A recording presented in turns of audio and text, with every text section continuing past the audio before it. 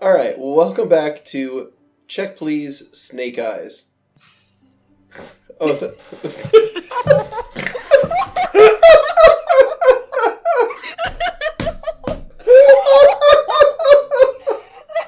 Oh, it's gonna be a good night. Wow. We're fucking starting at the top. All right. Okay. All right. Well, to those who aren't familiar, this podcast is a one-on-one campaign where the player has 5 different characters that are all playing asynchronously from each other. We basically play the game through in acts. Each act has to be finished before we can continue the next one, so Keni will never play the same character twice in a row. Which is good, because then I can't have favorites. Right. I can't be like, oh, I want to keep playing this one. Right. Oh, I want to keep playing this one. Exactly. I mean, even though you want to, obviously. I do. Honestly, I think I'd love to play Pringle more because I want to kill that bastard. I believe you. I wrote... Check the last episode of Snake Eyes to find out what happened. I wrote him to be a complete unlikable monster. He starfished on me. Yeah. Yeah. Like, that was the last straw. Oh, so good. Alright, well, so like I was saying, Keni will never play the same character in a row, and of this current act that we're on, which is Act 2, there are 3 characters left to select. Ow! So I would like you to roll a 1d6 to determine tonight's character.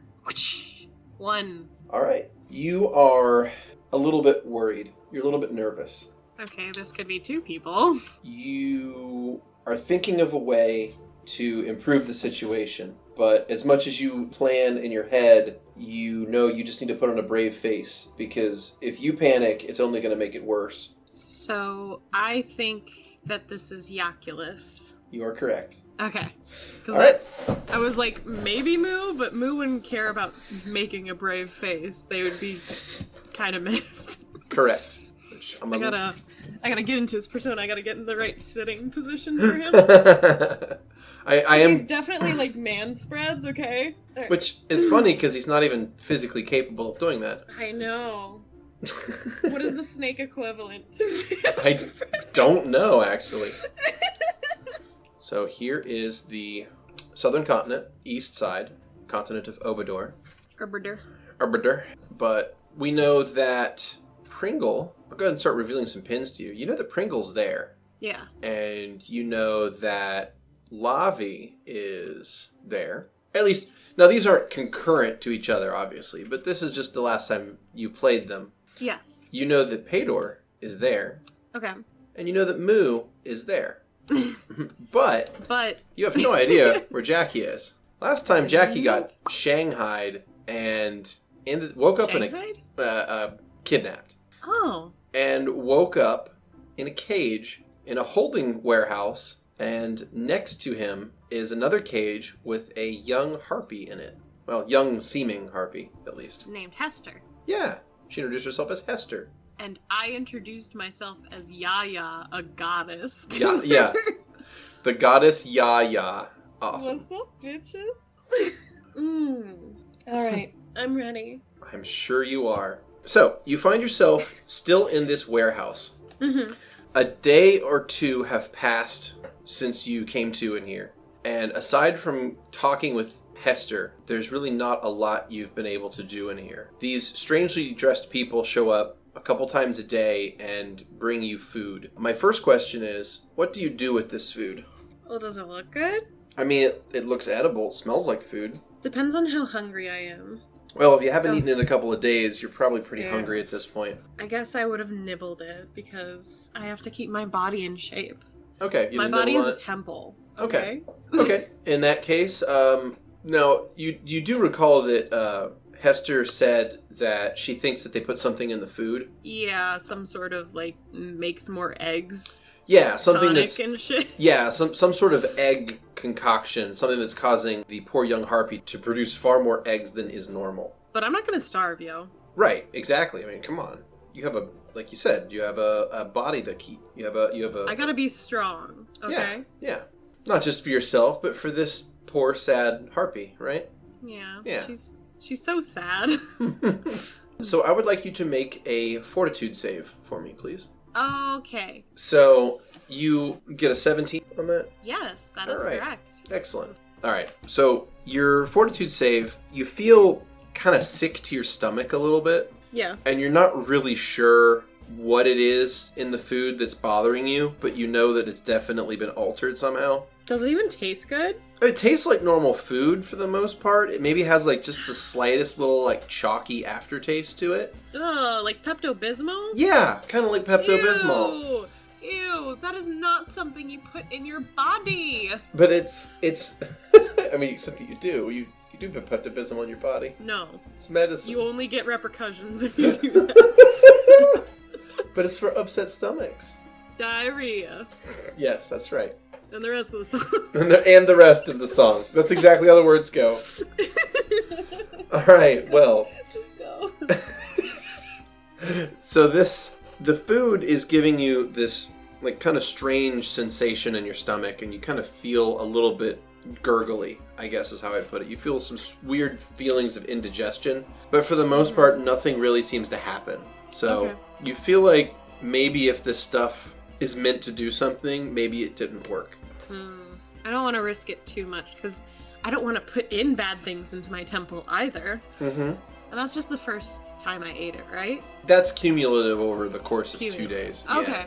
I think I'm going to try to look at it, and if I can determine with the next meal, I would like to look at it and determine if I can pick off portions that aren't affected by whatever they did to alter it, or if it's the entire meal. Gotcha. Okay. In that case, is there anything you want to try to do for the 3rd day of your captivity? Anything that you would like to try to do?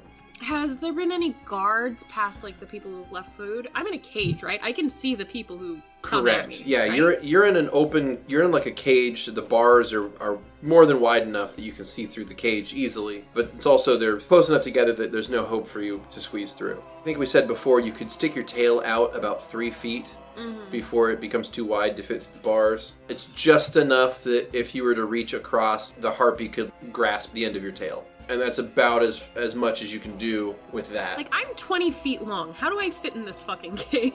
Well, you're kind of coiled up a little bit. You can't really stretch out. I don't like it. No, I imagine you wouldn't. But you kind of have to be coiled up a bit.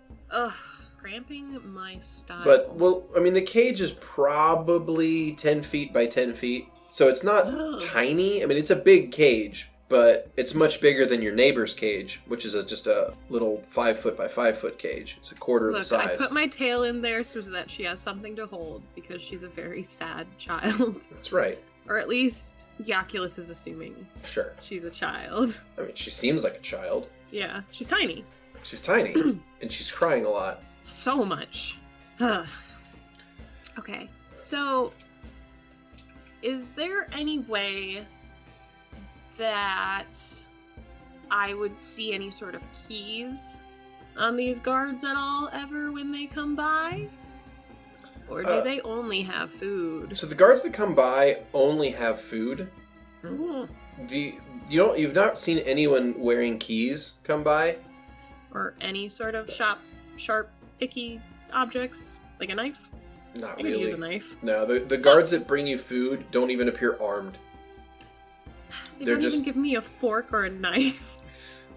No, that's true too. There's no utensils. Ugh. It's just a plate of food on How it. barbaric. So sometimes it's like, and they're typically, it's like they're bringing you like a mix of both meat and vegetables. So you're getting like maybe some potato slices and then some meat.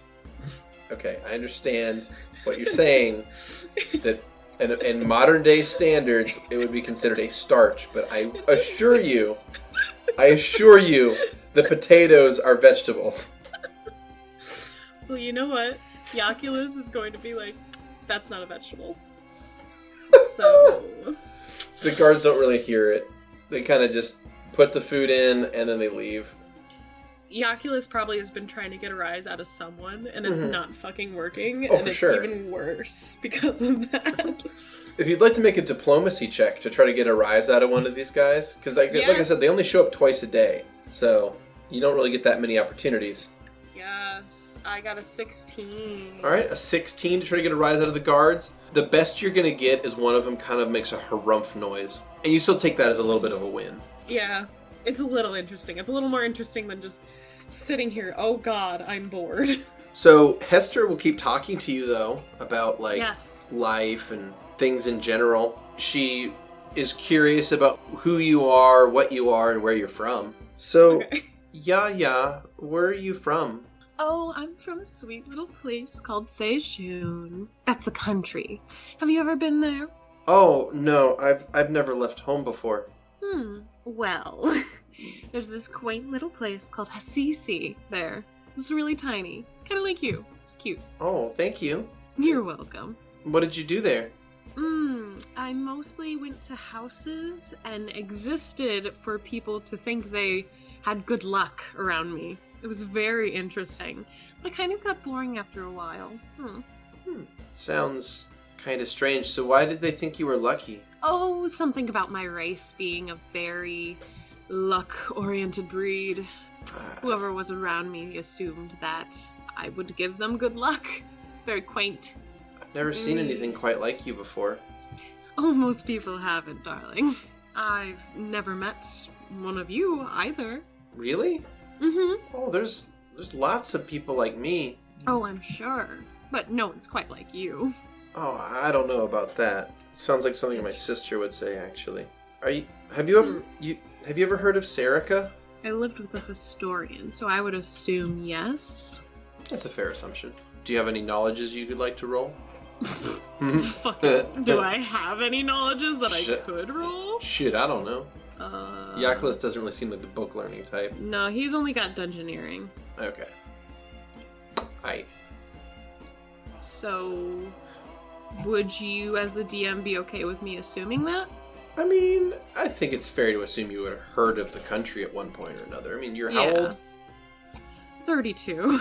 Yeah, you've probably heard of the country. I mean, have I looked at a map? Maybe not. Probably maybe you don't. Once. Maybe you don't exactly know where it is on a map, but you probably heard of it. Yeah. I've at least heard of it. Well, it's a really nice place. It's where all the people like me live. We live up in these beautiful houses, and we have these views that go on forever. It's really, really great. And then some things happened, and it wasn't so great. Which would be... Well, I guess as I got older, I noticed people making fun of me more. And I guess they had just always done it, but I didn't really realize it. What made you realize it? I overheard some people talking, and I realized that a lot of people didn't like me because of the way I was born. Jaculus looks Hester up and down. Perhaps I don't fully understand your culture, but from my point of view, I see nothing wrong with you. Oh, there is. I'm a pigeon. I thought you were a harpy. Oh, yeah. I'm sorry. I'm a halfling breed. My mother laid my egg after being with a halfling, so I'm like this. She kind of like spreads her wings out to show off her like small stature and size. And I still don't see anything wrong with you, sweetness. We're not really well liked or respected, I guess. I wasn't really sure how bad it was until recently. I guess my sister had always kind of shielded me from it, I guess. Is that why you left? Because of your sister? Or because of the meanness of everyone? I felt like I was holding her back, in a way. My sister's the best. She could do so much, and if I stayed around, she would just end up spending her whole life defending me, and it's not fair to her.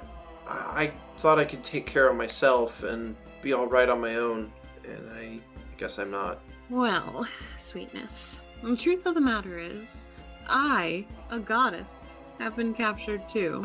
If you're useless, what does that make me, sweetheart? I don't think you're useless at all. Exactly, therefore you are not useless either. We are just in a circumstance that is very inconvenient. We'll be alright though. I didn't even make it a day. Same.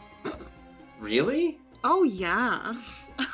I went to a completely different town to see the big world, and then I immediately got captured. Wow. Yeah. I guess I'm not a loser. No. Sweetness, no.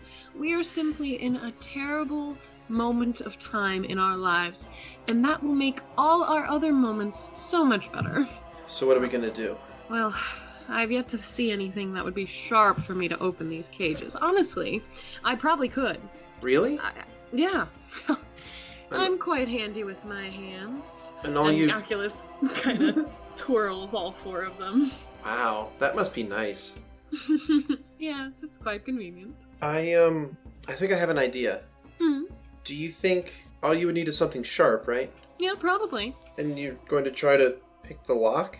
Yeah. She thinks for a moment. How much time do you think we have until the next meal is? Ooh, do I need to roll for that, or would I know? So you've had your morning meal that day, but you haven't had your evening meal. You figure you probably have a few hours. Yeah, I think we have a couple of hours if I work diligently without any breaks. I could probably get it. Okay, all right. I think this might work.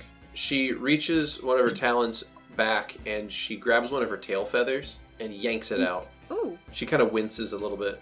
Ow. Ow.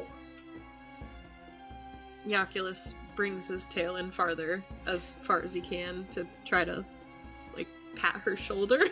It's not quite able to reach, but she reaches a leg out of the cage, grasping the feather, and hands it off to you. Jaculus has a devilish smile as soon as he has that fucking feather. It's like, yes! Alright, what do I need to do? Well, typically, if you want to try to pick a lock, you need to make a disabled device check. Cool. Hey, look at that. 24! Heck yeah, that's an 18 plus 6. Alright. So you take this quill, this long tail feather, and it's pretty large and it's very stiff and it has a nice sharp point to it, and you reach it into the lock and you start to fish it around for a little bit, and almost as if by some happy twist of fate, it slides into place almost immediately and the lock clicks. That's all Jaculus does. I knew that would happen. Jaculus makes, a pose to Hester. You did it! I did. Your next, Sweetness. Really? Of course. I wouldn't leave you. And Jaculus slithers over to her cage door. Nat 20, 26. Boom. This one's even faster. This one's even easier to pick. Now that you know the trick, you pop it right open with no problems at all. That's amazing. Yeah, I know I am. Thank you. So Thank you. The door swings open and this little harpy is gonna pop out and just give you a hug. Oh. It's the very first thing she does. Pops out and hugs you.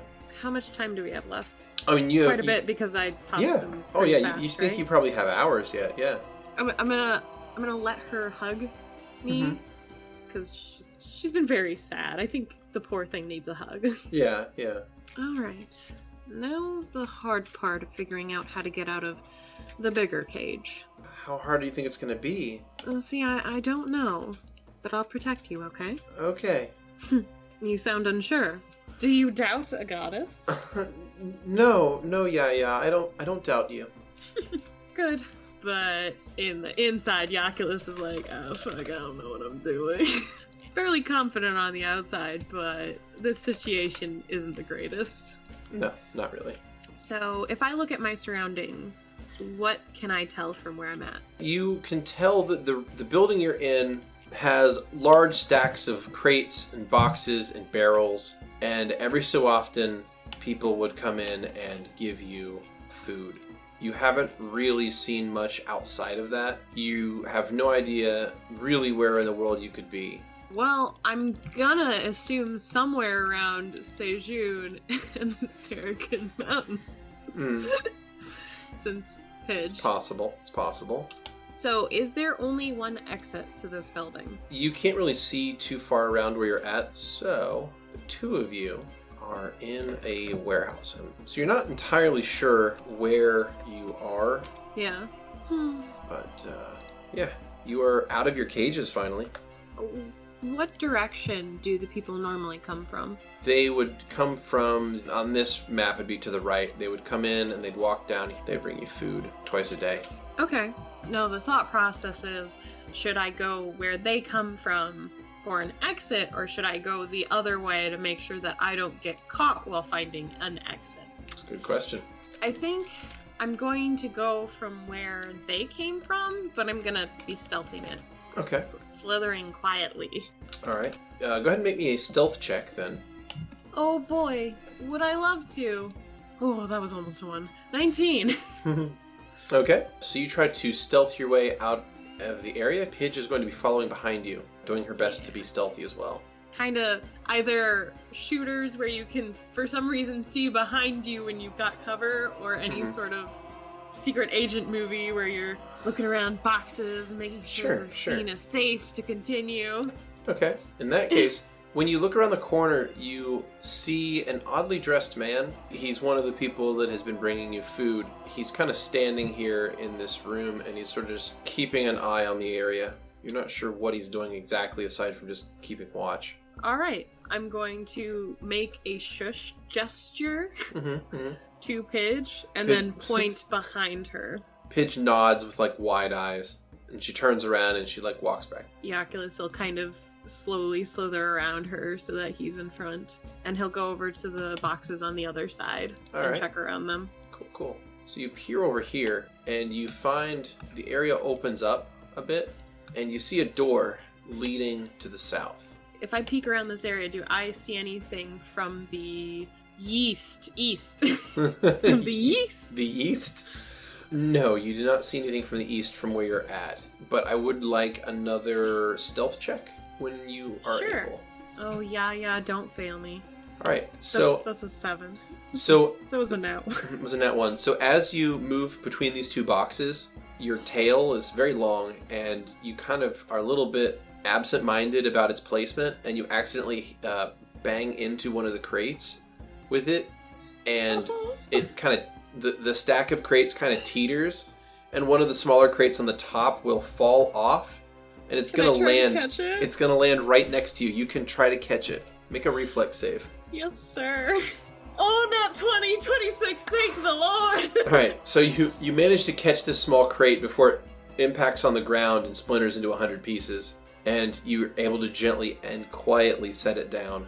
You are relieved. Pidge comes up behind you and goes, "Oh man, I thought we were caught." Jaculus just slams his hand on her mouth and just looks wide-eyed and waits a second and listens. She also looks wide-eyed as she realizes what she has just done, and I'd like you to make a perception check. Oh boy. I've sure been doing good other than Pae'dor on that one. Ooh, 18. Alright, you listen, and you do hear some footsteps. What direction are they coming from? From the east. Fuck. Okay, I'm gonna try to squeeze Pidge through this little opening to get us out of that area. Okay. Pidge is able to squeeze through. She's pretty small. She's so tiny. She's very tiny. So she's going to squeeze through with no problem, and you're going to do that. So as you peek around these boxes, you see a bit more of the area to the east, including... Oh boy! You see another oddly dressed man who is kind of walking somewhat in the direction toward you currently. You think it might have been because of what Pidge said. You're not entirely sure why. Alright. I'm gonna make another quiet gesture to her, and then I'm gonna wait over here to do a sneak attack when he appears. Okay. Pidge is going to sneak back on the other side of the boxes and hide on these sides of the crates here, on that side of that stack. Okay. Alright, I'd like you to make another stealth check, please. God, Pidge. After my reflex save was so amazing, I feel betrayed. Alright. 24 bitches. Cool. So the oddly dressed man is going to come by this way. He's going to walk over here, and he's going to kind of start like looking around to the west, and he does not see you because you've crouched down and kind of hidden yourself between a couple of these crates. So you feel like you could get the drop on him if you were to attack him. Alright, I'm going to fucking choke him out. Okay. So I sneak up behind him. Okay. So essentially your surprise round is a 5-foot step to get next to him. And that gives you a full round action. So you have up to 4 unarmed attacks, or you could... You said you wanted to grapple him? Yes. Okay. I want to choke him till he can't breathe and then he faints. Okay. So you can do that. You need to make a combat maneuver. Can I check what that is first? Yeah, your bonus is a 0. Alright, I'm gonna do an unarmed. Okay. Oh god, Jaculus. Why is it a 0? Is it because I don't have any weapons right now? What, a combat maneuver bonus? Yeah. It's your base attack bonus plus your strength modifier. And Jaculus has no strength modifier and no base attack bonus. Low-level rogues. I want to die. So, one thing that you can do is you can attempt... You can attempt that. You can attempt to take this person by unawares, because they are flat-footed. So, you do have a little bit of an advantage there. And he doesn't really seem all that competent in combat either. But of course, you could roll poorly. That's what the dice are for. I'm gonna go for choking him out first. Okay. So just a combat maneuver right now? Mm-hmm. 16? Success. All right. Oh, thank bejesus. So you move up behind him and you wrap 2 of your arms to where you're choking him, and one of your hands covers his mouth and nose, yes, and the other one of his hands is probably going to cover his eyes, and you're going to try to wrestle him to the ground while you're choking him out. Now you're not physically strong, so he is going to try to resist this. Okay. He's going to try to fight you back, but he is at a disadvantage because of the surprise there, and you're in a good position to choke him out. So he may not do so great on this one. Let's see. Yeah, I've been choked from behind before, so it's not great. Wow, that's an unhappy thing to find out. Gym. Oh, okay. It happened in gym class while I was a younger kid. Yikes. Yeah. It wasn't anything romantic. Oh, I wasn't expecting it to be. I'm sorry. Yeesh. I was sucker punched in the throat once. That was fun. Yeah, you told me about that. Did I really? Mm-hmm. Wow. Sad. I don't even know which stories I've told you before. All right. Anywho, so what happens is he's going to try to resist this grapple, and it is going to fail miserably. He is unable to get out of the grapple, and you can already feel the strength kind of draining from him as he's fighting for air. Nice. Okay. Would you like to pin him to the ground while you choke him out, or do you just want to hold him here? Yeah, I'll pin him so I can have my full body weight on him, slowly suffocating him, because I'm 20 feet of a fucking snake man, bitches. Yeah, but you also aren't really capable of constriction. I'm not saying constriction, I'm just putting my entire weight on him instead. Oh, I see. You just want to sit on him. I'm just gonna sit on him till he stops stops breathing. Because you're pretty fucking heavy. Did we determine your weight yet? I'm 2,400 pounds. God. Yeah. Yeah, I want him to stop breathing. I want him to stop existing. I just want everyone else to stop so I can get the fuck out of here. And take revenge on them bitches who captured me. Yeah, exactly. Because fuck them. Yeah. I'm sexier than them and they were jealous. That's right. Very good. Bitches. So, I need another combat maneuver from you. You do? Yep. If you want to pin him, yes. 13. Okay. That's good enough. You put most of your body weight on him, and he is pinned very easily, because Jaculus is he's a bit much. Yeah, that's a good way to put it, yeah. He's a little extra, one might say. Jackie's a lot. So, you essentially choke this guy out. So, he's going to lose consciousness. What would you like to do? He's lost consciousness? Uh-huh. As far as you can tell, he's gone limp. I'd like to take whatever he's got in his pockets, then. I'd like to loot this man. All right. So, on him, you are going to find a piece of parchment that's folded up. You're also going to find a small bag of coin. Okay, nice. I'll count and read this later. Yeah, and that's about it. So he's got a small bag of coin. He doesn't have any weapons on him. No, he wasn't armed. Bitch. Now, you lost your 62 gold pieces. All of your equipment's been removed. I believe they actually completely denuded you, for the most part. I'm pretty sure you've been removed of all of your equipment at this point. Other than, my clothing? Other than, the barest level of clothes. Great. Alright, so... Yeah, but what's he wearing?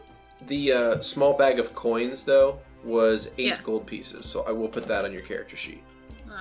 It's barely anything. Mm-hmm. So you do have a tiny amount of money now. Pidge is going to pop out from behind the crates and kind of like flap excitedly at you. Still making no noise, but just generally showing her excitement. Yaya will smile, but still put a shush sign above his lips. Mm. But he looks like he's tickled a little. He was amused by this little struggle. Yeah. I just love squeezing the air out of the men that I meet. Yeah, that's not fucked up or anything. No. Anyways, so what's he wearing though? Has he got any scarves on or anything like that? He is wearing... is he dressed for cold or warm? It appears that he is dressed... One moment. Here we go. I've decided to go Phoenix Wright detective style okay. on this little shit. He is wearing stuff dressed for warmth, it appears. Okay, warmth. So does he have a scarf on? He is not wearing a scarf. He does have thick clothes on. He's dressed in multiple layers. So he's got a thick tunic-looking thing. Mm-hmm. I'm gonna take that. But his clothes themselves are... It sort of looks like this weird burst symbol, almost, on it. It's like an oval with some lines coming out of the bottom. You're not really sure what it's supposed to what it's supposed to represent. An oval with lines coming out of the bottom? Kinda, yeah. Maybe it looks... It's not a circle broken with, like, 4 lines or anything like that? Circle broken. This is the player's question, though. No.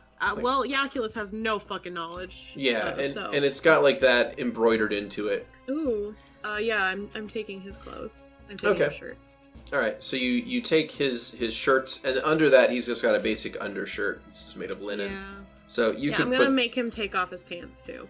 I mean, you can't make him take off his pants. I'm embarrassing this man. I don't know what you mean by that. I'm taking off his pants. Okay, I was gonna say, this man when he's found out. Okay, that's fine. You can't make him do this because he's unconscious. Look, I've got 4 arms here. Alright. I do what I want. So, because of that, you're going to find it difficult to wear these clothes. Oh, I'm not wearing them. Oh, alright. I'm just taking them. Alright, in that case, I'm going to put a set of clothes into your inventory. Okay, thank you. Alright, and welcome. Then after Jaculus is done, he just smiles at his work, and then gestures for Pidge to follow him outside. Just so proud of himself. Okay. Pidge is going to follow. And that's a door, right? It is a door, yes. Okay, I would like to open the door. Okay. You open the door, and it leads to a small, almost closet-sized room with 3 other doors. Okay. I'm gonna put my hand up for Pidge to hold, and then I'm gonna go and I'm gonna listen to each door. Okay. Make a perception check, please. Okay. That's a 15. Okay. You listen intently, but you're unable to hear anything past any of the doors. I'm gonna try the one ahead of me. Okay. To the south on the map. Sure. You reach one of your hands over, and you try the door, and it is locked. Okay. I'm gonna try each door until I find out if it's open or not. Okay. Which door do you want to try next? I'll try the one to Jaculus's right, but left on the map. You got it. Okay. The door will open. I'm gonna do the kind of like zombie apocalypse door open where you just open it very slightly and peek in first just to make sure if there's anyone in there. It appears to be another storage room. Oh, fuck yeah. I'm looting this shit. Okay. Oh wait, I'm gonna pop my head out and gesture for Pidge to follow. Pidge nods and will follow. Alright, I'm gonna look through all their shit. Pidge will close the door behind you. Aw, she's so smart. Do you think there's gonna be something in here? Yeah, I think they might have my stuff in here maybe. I just wanna look. Give me a second, okay, sweetheart? Sure. Pidge is gonna start looking through stuff as well. Perfect. Alright, so you search the area, and you find a couple of different chests, and in one of them, you find all of your gear. Yes! Oh! I feel so validated. Alright, so that puts you up to 70 gold total. That gets you back your chain shirt, all 4 of your masterwork short swords, and that's pretty much it. You don't really have all that much gear, to be honest. I literally had just left my home. Right. I had a funeral, and then I got ambushed. Yeah. By bitches. By bitches. You have your By 4 bitches. But now you have your 4 masterwork short swords, so life is good. That's true. What else is in here? You see another chest. In it is like this sort of like weird flowy looking garment. Okay. That looks like it's more of a wrap than much else kind of clothing. Pidge will recognize it. Go, oh! And goes over and puts it on. Is this yours, Sweetness? Yeah. I was a little embarrassed, but I mean, she kind of shrugs. There wasn't much I could do about it. Has Pidge been naked this entire time? I mean, not entirely. Pidge has been underdressed, the same as Jaculus was underdressed. This is true. But no, not like naked. But like probably just down to undergarments. So, but now you've both found your equipment. What little equipment Pidge has? Jaculus uses the end of his tail to give the top of her head a light pat. She laughs. Well, I'm glad you're more comfortable now. Is there anything else in this room? You see one of the crates stacked neatly in the corner of the room. When you pry the lid off, you see that it has straw placed in the bottom of it, and carefully placed in the straw are about 8 pristine eggs. Sweetness? Yeah? Do you want me to fuck their day up and destroy these? She shrugs. I mean, I don't need them. True. But they captured us, and I just don't think they deserve it. She nods. He has what looks like someone trying to hold back a smile. I'm gonna smash him. Alright. So you smash all of the eggs. Quietly. They're eggs. They don't exactly make a lot of noise. Yeah, I know, but I need you as the DM to know I'm trying to be quiet here. I'm gonna wreck everything in here. I'm gonna wreck it! Discreetly. Discreetly ruin everything. I want to very sensibly trash the room. I want to destroy this person's life in small, subtle ways. Yeah, exactly. Alright, so that's pretty much it for that room then? Yeah, so you bash all the eggs, and you feel that whatever value they had is probably ruined now. Fuck y'all. I can do 4 birds. 4 birds! You flip 4 birds at once. That's Yes. a superpower right there. That's a superpower. If my tail had, like, fingers, you know there would be 5 birds being flipped right now. That's a withering number of birds to flip. Like, come here, Pidge. I've just got to make you do a little... There. I don't know if Flip that Pidge, bird. I don't know if you're just gonna... You flip Pidge at somebody. There, 5 birds. 5 birds. Okay. So Jaculus is gonna gesture again and poke his head out of the door and see if anyone's in this room before he exits it. Alright, that room appears to be empty. Okay, I'm gonna try the right room then. Alright, that On the door map.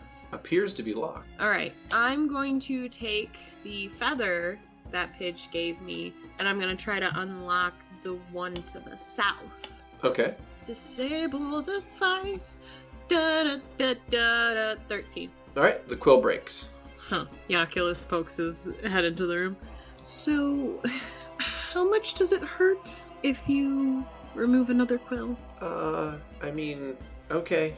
She reaches No, over. no, Sweetness, if it hurts too much, don't overexert yourself. Look, this is... If we need to do this to get out of here, then this is worth it. She reaches over and she yanks another quill out, and you can see that it definitely hurts her to do that. She hands it to you. Still got some blood on the end of it. Jaculus takes it and leans down, I guess would be the most appropriate wordage of that. Mm-hmm. Since snake body, he can't Sure. really kneel. Yeah. And he softly brushes the top of her hair. She gives you a little courageous smile. I trust We'll get out you. of here together. She nods. Jaculus turns back to the door. More determination. I'm gonna try again. Alright. Please don't break. Oh, that's an 8. Alright, you put the quill in, and you feel around in there, and then you snap the quill again. You thought you had it for a second, but then the quill just snapped. Don't. Okay. I think... now hear me out, Pidge. I think we're gonna have to find a different way to do this. I am not doing so great, and yeah, I don't want to hurt you to hurt yourself, so... She moves up, and she puts her wings around you and hugs. We'll make it out of here. You're a I'm goddess sorry, after all. Pidge. Yeah. Fuck yeah, I am. Thank you. Sweetness. She looks up at you and smiles. We're going to hurt the bad men that hurt us, okay? She gives you a tough-looking nod. She like, she kind of screws her face into like a little like determined look and gives you a little nod. God, I fucking love Pidge.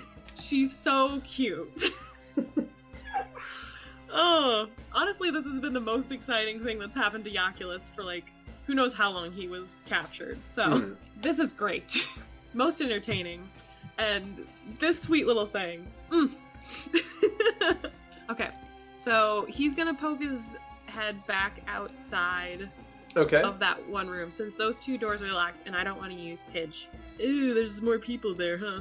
So as you open the door, you see two more oddly dressed men standing over the fallen one. Except now these oddly dressed men are carrying clubs. I'm gonna slowly close that door back. Oh, they saw you. Oh, great. Is one still on the ground?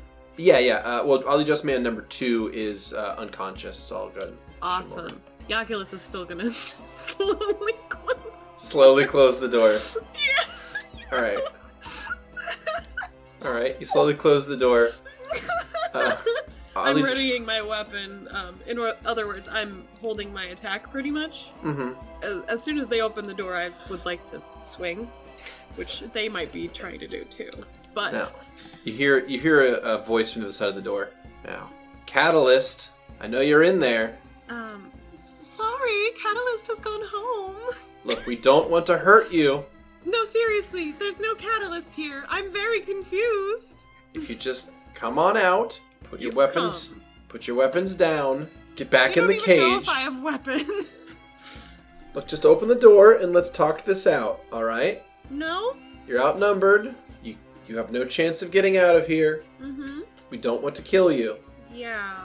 But what if I want to kill you? Well, I think all of us are prepared to die for what we stand for. So. And what do you stand for? Because I know you have legs and that sounds completely terrible. Continue. Alright, so. So much trouble. So you hear movement on the other side of the door. Are you doing anything to, like, prevent it from being opened or anything, or? I've got a giant-ass snake body. I'm using it to keep the door shut currently. Alright. I've like, braced myself against both of the walls. I've got it all slithered and bunched up. Kind of like, well, I don't know if you experienced this, but whenever my dad or my sister was upset with me, if they, like, tried to get to me while I was in my room, I would just set my body against the door. Yeah. What happy stories from your childhood. I'm sorry. So, after a few moments of quiet, suddenly the door gets, like, bashed. Like, the door, like, pushes in for a second, but you're pushing back on it so hard that it just kind of pops back into the frame real quick. But it's like someone's throwing, like, their whole body weight against it. Okay. So it seems like they're like making a running jump and jumping into the door to try to break it open. I'm gonna time this to where they run and I still have it barriered. Mm-hmm. And then I'm gonna step back and I'm gonna have it so that the point of my blades are there for him to run into. Okay. Sounds good. Alright, so I'm gonna go ahead and roll initiatives. Okay. Alright. So I'm thinking this one through so much. I feel very smart today.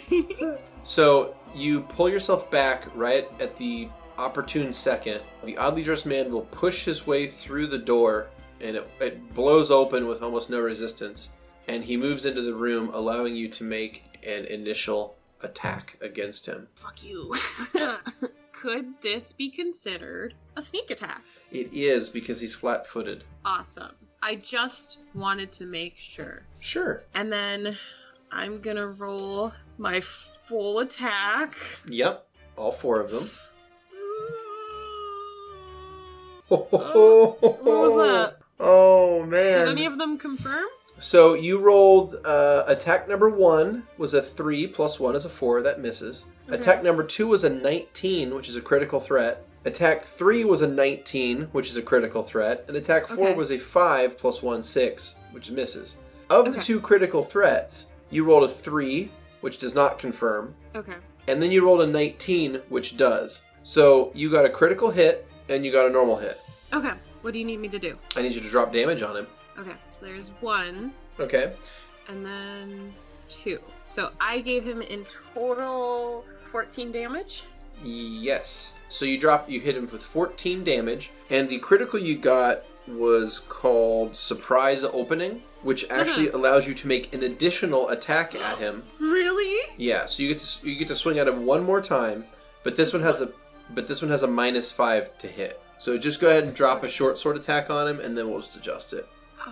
That was a 19. Nice. All right. Well, that So, is another critical. It was another critical threat, but that does not confirm with the 4 confirmation roll that popped up after that. But then it's a hit, though, so go ahead and drop another damage on him. Is it still considered flat-footed? Yeah, he's still sneak attack, yes. Okay. 6 right. more damage. Okay, so you have now done 20 full points of damage to this guy in one series of attacks. Yeah. He is actually dead before he hits the ground. Like, this is...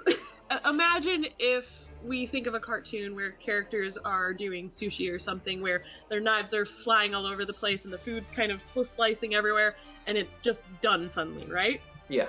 This is how I imagine this guy dying.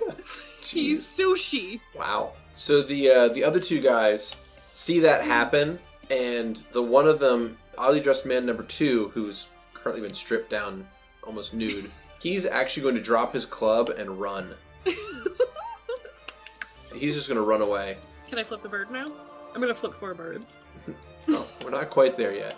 Aww. So the last guy is going to move up, and he is going to swing at you with a club, and he is going to miss you. Gotcha. Yeah, I miss me too. Wow, Jaculus has some pretty nice armor class, to be honest.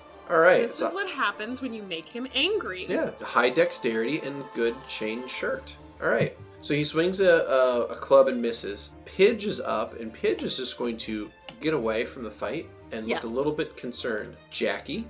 Don't worry, sweetness. I got this. I'm going to full attack him.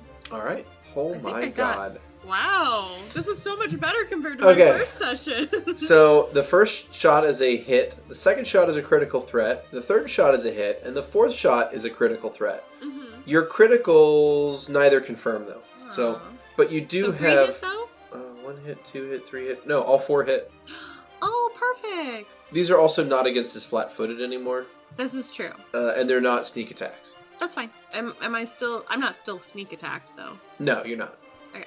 I'm going to drop 4 damage on him, then. You got 1. That's a 2. 2. That's a 5. Is he already dead? He's already down, yeah. I'm going to keep going. Okay. 3. Oh, that's only a 1. And 4. It's another 5. Okay. So I did 13 damage. You did 13 damage to him. All right, good, good. And the last guy is going to continue running away. Yeah, I would too. And he is gone. All right, I'm going to go ahead and clear initiative. Thank you. And unlock tokens. Jaculus just brushes back his hair majestically, stretches a little, rolls his shoulders, turns to Pidge. That was amazing! Yeah, I know. I'm pretty great. And the first 2 arms flip the swords to his back, while the other just kind of sheathed around his hips. And then he goes and tries to scoop up Pidge with one of his arms. Pidge is surprisingly light. You think it has to do with the hollow bones. Yeah, would make sense. Well, my dear, we are getting out of here. Really? Oh, yes. After I look through these people's clothing. Just a second. And with, still holding Pidge with his 2 arms on his right, he's going through their belongings. Alrighty. Okay, you managed to find on their persons another 20 gold pieces. Nice. Fuck you. Which puts you up to 90. Yeah, boy, I am rich. Fuck yeah. And then 2 clubs. I'll go ahead and add those to your inventory as well. Okay. And I assume you want to take them. I don't know. I want them to feel very defenseless even in death. Alright. Fair enough. So you take the clubs, as well as their money, and what would you like to do now? Let's see, no keys on either of them? No, none of them were carrying keys. Alright, I'm going to slither out and start looking for a different exit then with Pidge. So, sneaking around the corner, just in case, because there's no point in adding more violence to this very fun day. Oh, that felt so much better compared to the fight that I started with. Well, yeah, when you start rolling nothing but critical threats the whole time. It's like, yeah, I'm cool. I've killed so many things. Two things. It feels like a lot, okay? Yeah. Let me have this. I dream of nothing else. Check around the boxes. Alright, you check around those boxes, and you find the corner of the room. Okay. Alright, I'm gonna keep going around the corners then. Alright. Try to be stealthy. And when you do, you see a double door that is currently open. Can I hear anyone or anything from that area? You make a perception check, and I'll tell you. Sure. Look, sometimes I gotta ask because I'm not sure if you're just gonna give me something. That was an 11. You kind of hear noises, but you can't really make out what they are from where you're at. Gotcha. I'm gonna put down Pidge, give her a stop signal, Mm-hmm. and then quietly slither around so that I can kind of look around the corner of this opening. Okay. You look outside and you see dirty streets that stretch off in either direction. You see a handful of downtrodden, poor-looking people going about their business. If you are in a city, you're definitely in a slum of some form. Ugh. It's pretty sad looking out there. It's also daytime, probably a little bit after noon, to be honest, somewhere around there. And you're not sure where you are, but it's a bit chilly outside. Yeah, okay. Let's see, let me think about this. Are there any guards by this door? No. Like on the outside? No? Nope. The door is open, and there appears to be no one defending the building. Okay.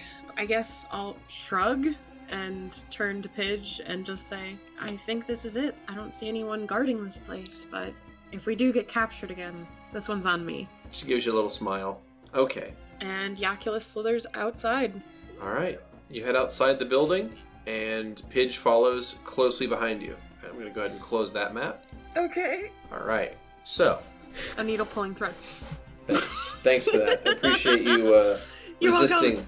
for as long as you did. I did. I took a lot of effort in not saying things, and I think I should be rewarded for such. Very good. All right. So you look out of the street, and you see downtrodden people wearing clothes that are both crappy looking and very foreign looking from what you recognize from Sejun. Okay. Is there any sort of desert looking area at all? Like, am I still in the desert at all? It doesn't look like a desert.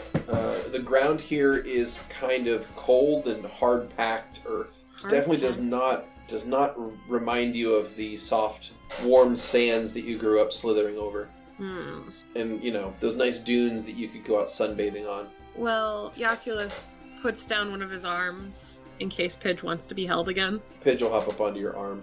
Okay, and I'll kind of lift her up. Well, I'd say we should get the fuck out of here before anyone else comes to get us, okay? Yeah, that sounds like a good idea. And Jaculus and Pidge slither away. Okay, do you want to head north or south? Let's see. If I think about it, normally we would go north for it to be warmer, I think, normally. It's hard to determine with this continent. Just from my personal knowledge, I literally cannot tell what the fuck's going on with it, because the Emerald Forest is warm, the Steam Isle's kind of oddly warm area, Yep. Bill's fucking cold, Daraham's fucking cold, Yep. and I'd assume Moscova looks like a fucking frozen tundra, so that's probably cold. Yep. So I'm gonna go north. Yeah, it's like, why is the temperature so strange on this continent? Fuck it.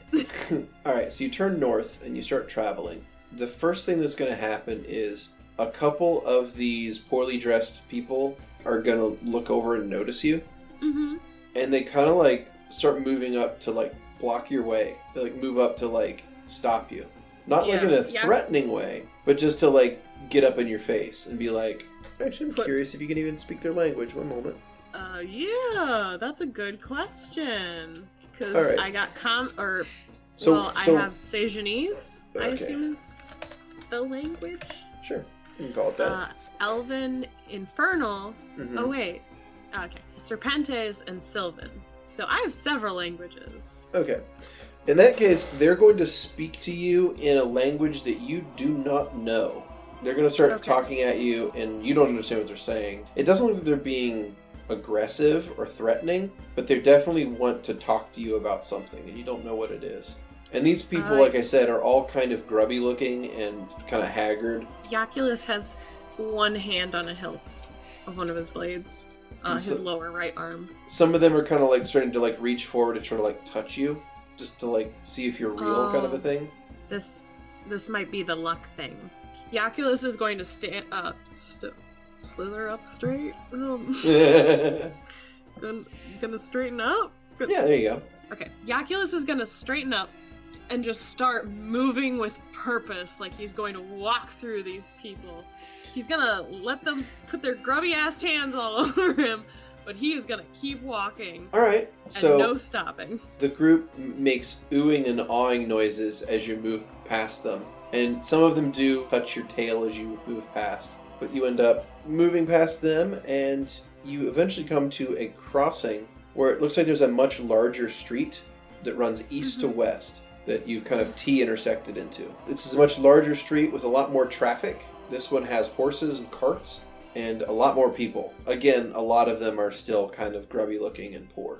This is still, if this area of, like, you haven't left the district of town that you think that these people are native to, so you're pretty sure that you're just in a big slum, you think. Well, if it goes east or west, thinking of where Jaculus was, it would make sense to go west, probably? I mean, he was very disoriented when he got kidnapped. Let me think about this. Snake. Alright, I feel like his instincts would be to go west, back to Sejun, if his thinking is accurate that he got taken to the east instead. Okay. So, I'm gonna go west. Alright, you turn west and start to travel. Like I said, as you're traveling along this road, there's a lot more horse traffic, there's a lot more wagons and carts. This is a much bigger street than the one you were just on, and as you travel, you're still gaining a lot of attention. Like, a lot of people are stopping to look at you and kind of like looking at you slack-jawed. He is a model on a fucking runway right now. He is not giving anyone the slightest day to, like, look at them. But he'll give a glance to Pidge and make one of those upward nods where it's like, yeah, you see this? Because he's an asshole. Alright, you continue down this road until eventually you get to a four-way intersection. Would you like to go north, west, or south? North. Alright, you turn north, and after just a short amount of time, you find yourselves in the outskirts of the city. You see farmlands stretching to the north and west, as far as the eye can see. Well, this doesn't help me at all. I have no idea where we are. I'm not sure where we are either, and the people in town were really just looking at you and calling you pretty. Wait, you could understand them? Yeah, couldn't you? No. Oh, I'm sorry. I just sort of assumed everybody got language lessons. I speak a lot of languages, sweetheart, but what language was it, anyways? Oh, they were speaking a Villish, but it's sort of a dialect. Where? What is a Vil? I know, I've heard of it. Where is Vil? It's a nation, but I don't know if we're in Vil. The way they were talking was kind of funny sounding. I think we might not be in Vil. But they spoke in Villish. Yeah. She kind of like puts a wing on her chin and thinks. I mean, I know I wasn't out for all that long. I don't think. How long were you out? Oh, I don't know, a week? Maybe more? If we're that... I was from Sejun. It's all the way lower west of the continent, as far as I know. Yeah, that's a really long way. It felt like a week, but it may have been longer now that... So, looking back at the town from the side of it, you can see that it's a fairly large city with a massive, sprawling slum that stretches from the northwest all the way down to the southwest. Sorry, the central north all the way down to the southwest. The sprawling kind of semicircular shaped slum around a middle part that is built up a little bit more and a little bit nicer. But for the most part, it's kind of a nasty looking city. It's big and it's heavily populated. So this is a big city, but it's not. It looks very poor and very rough. It looks very rough. It looks like a rough place to live. But there is a big road that you can see that leads in from the north, and it continues out of the city to the south, like leading southwest out of the city. So apparently this is like a trade city. Oh. Make a perception check. Yeah. And I'll see if you can... Thank you for the pity roll. And I'll let you know if you can see something else of interest. 17. You see a body of water on the other side of the city. Like, if you look, you can see kind of the telltale signs of a waterfront, or the presence of ships, things like that, on the far southeast side. Of ships? Mm-hmm. And people are talking in Village? Yep. Okay, me as a player, I guess I would assume I'm in the Free States. Because ships... Because Ville is a pretty landlocked country. Yeah, pretty landlocked. There's some lakes, but I wouldn't consider any of them to have ships. Yeah. But I don't remember any specific village. Like, all of it's pretty much a slum? I mean, a lot of it's a slum, yeah. It's not entirely a slum, but it's majority slums. Me as a player, I'm going to assume I'm in the Free States right now. It's a fair guess. Jaculus. He's probably going to assume he's in fucking Ville. Yeah, seems like it. It's like, well, they're talking Vilnish, so... Okay, alright. Not exactly how I thought this area would look, but not like I ever fantasized about it. It was not in my mindset. Okay, well, I guess the best thing we could do is head west then, You look west and there's no road. It's just farmlands. This place sucks. Well, we can go west. Well, Pidge, and Jaculus kind of leans down and sets her on the ground. Mm-hmm. To be honest, as a goddess, I'm just not very well traveled. I'm still very new. Oh, well, I'm sure you'll learn. But I was wondering if you would be my guide. She looks really confused for a second, but I've never really been away from home before. I just know from stories and seeing maps about where places are. I've never really been here before. I've never looked at a map, sweetheart. Like, maybe once, but... Oh, okay. Yeah, I might be a little worse off. Maybe I should lead then. And Jaculus leans down. I trust you, and wherever we go, I will protect you. She gives you a big hug. Alright. His heart's a little warmed. He's gonna hug her back. And she's gonna say, "Thank you, Auntie Yaya."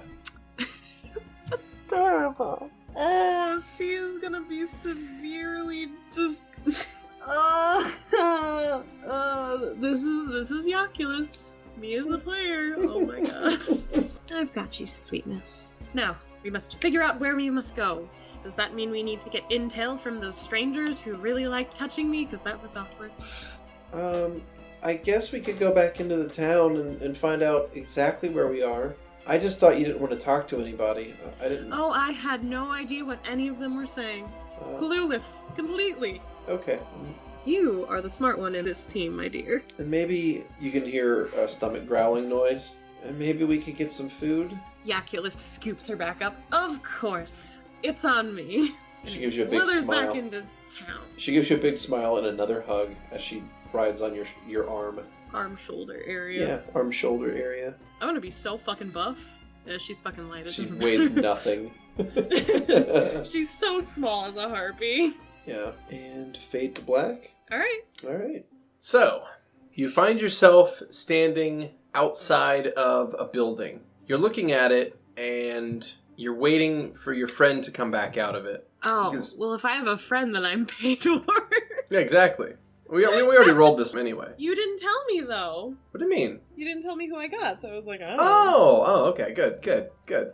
All right. So, that's why I'm guessing again. Yeah. So, but Moo doesn't have friends. Moo only exists around other people's spaces and hopes that it'll end soon. Of course. So, I'm definitely Pae'dor. Mm-hmm. All right. So, we're going to remind ourselves a little bit here, do a little bit of a refresher. Pae'dor is currently living in the Emerald Forest, on the western side, in the small village of Phelion. They sure are. Yeah, it's a nice place. Pae'dor lives there. Pae'dor's doing Pae'dor's best. Hunting, thriving. With Pae'dor's good friend, Varith, who's sort of stepped in as kind of a surrogate father figure in a way. Either an older brother or a surrogate father, depending on how you want to look at it. They're guardian nonetheless. For certain. It's Pae'dor's guardian. And you're waiting because Ferrith went into this building and you're still kind of not comfortable around this whole thing. You know you have your house, but these other houses are strange to you still a little bit. They don't smell right.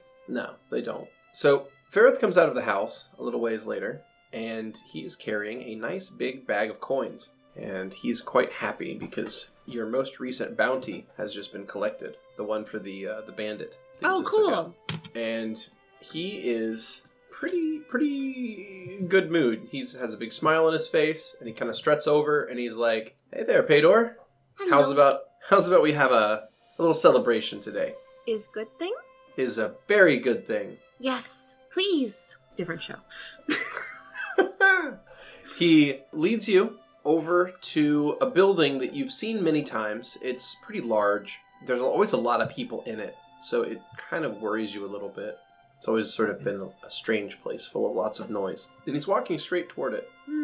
Where going? We are going to the tavern. Why? Well, it's where people go to celebrate, among other things.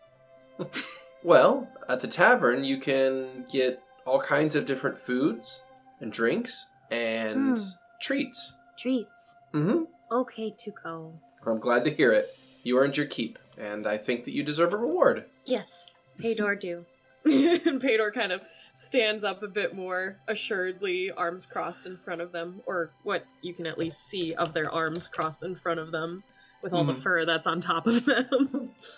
All right, so the two of you make your way to the large tavern building. It's called the Beardy. Oh, I love it. See, if Vera owned that place... Mm-hmm. Well... Would it be called the Sprinkle?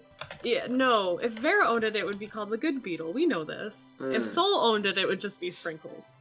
That would just be... the name of the tavern would just be Sprinkles, of course. Yes. Yeah, that makes sense. All right. So, you find yourself in front of the Goodberry. There is a sign hanging above the door of a red painted fruit, and the words are written there on the sign, and you're trying to understand them, and you think you can kind of sound out. You think you got it. I mean, Ferrith has been trying to teach you for a couple of weeks now, and you've been a fairly fast learner. Yeah. I mean, from Pae'dor teaching themselves how to at least mumble some words originally before they had any contact to suddenly having access to all this knowledge, it's probably been super great for them. For sure. So Pae'dor thinks they can maybe read this sign. Yeah. Goodberry. That's exactly right. I read. Yes, you do. Ferrith looks extremely proud of you.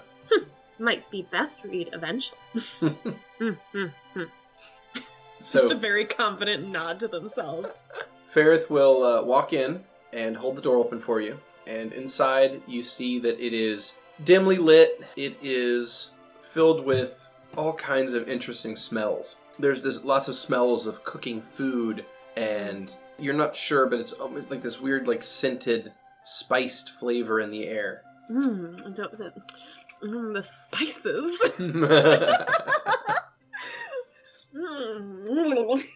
They're in my nose. Pae'dor is probably very distracted by the smells. They're very much so a sensory being. So they're probably closing their eyes and just letting this new experience wash over them. All right. Well, Ferrith will wait for you to kind of come to. And then eventually, when you do open your eyes, when you've gotten enough of the smells, Ferrith will guide you over into a corner booth where there's a nice overstuffed bench seat on either side of a table. Okay. Well, Pae'dor, of course, will sit down. Kind of. They understand how to do it. It just feels weird when they do it, so they're very fidgety whenever they sit on a chair of some kind. So there's the initial sit down where they're trying to emulate, and there's the first fidget, and then one of their legs is somehow out way farther than it needs to be. And then their arms are somehow in between their legs, and they're sitting up very oddly. Nice. It looks more like a frog than a wolf in the end, but this is how Pae'dor understands sitting. Well, Ferrith is quite patient with you. And after the two of you have seated down, a worker will come over, a barman, and will take your orders. And Ferrith is going to basically start listing off a bunch of different foods, various kinds of roasted vegetables and meats, as well as a reasonable collection of different kinds of fine liquids. So, various kinds of alcohols. Oh, okay. This is an elven place anyway, so you can expect these to be of reasonable quality. So it's mostly wines. Okay. He orders like a mead, he orders a wine, he orders sort of really, really light ale. We're gonna get fucking crunk. That's like this, that's sort of like this, I think they would probably call it spring beer. Mm-hmm. Anyway, they bring out a bunch of stuff, and they start to set food out in front of the both of you. Thank you. Ferrith is extremely proud of your behavior. After the people leave, Pae'dor's got the biggest breath out, just as if that exhausted them completely with that interaction. Did good? You did great. Good. Now, two of us have done a really great thing, and this is the kind of reward we get, so enjoy.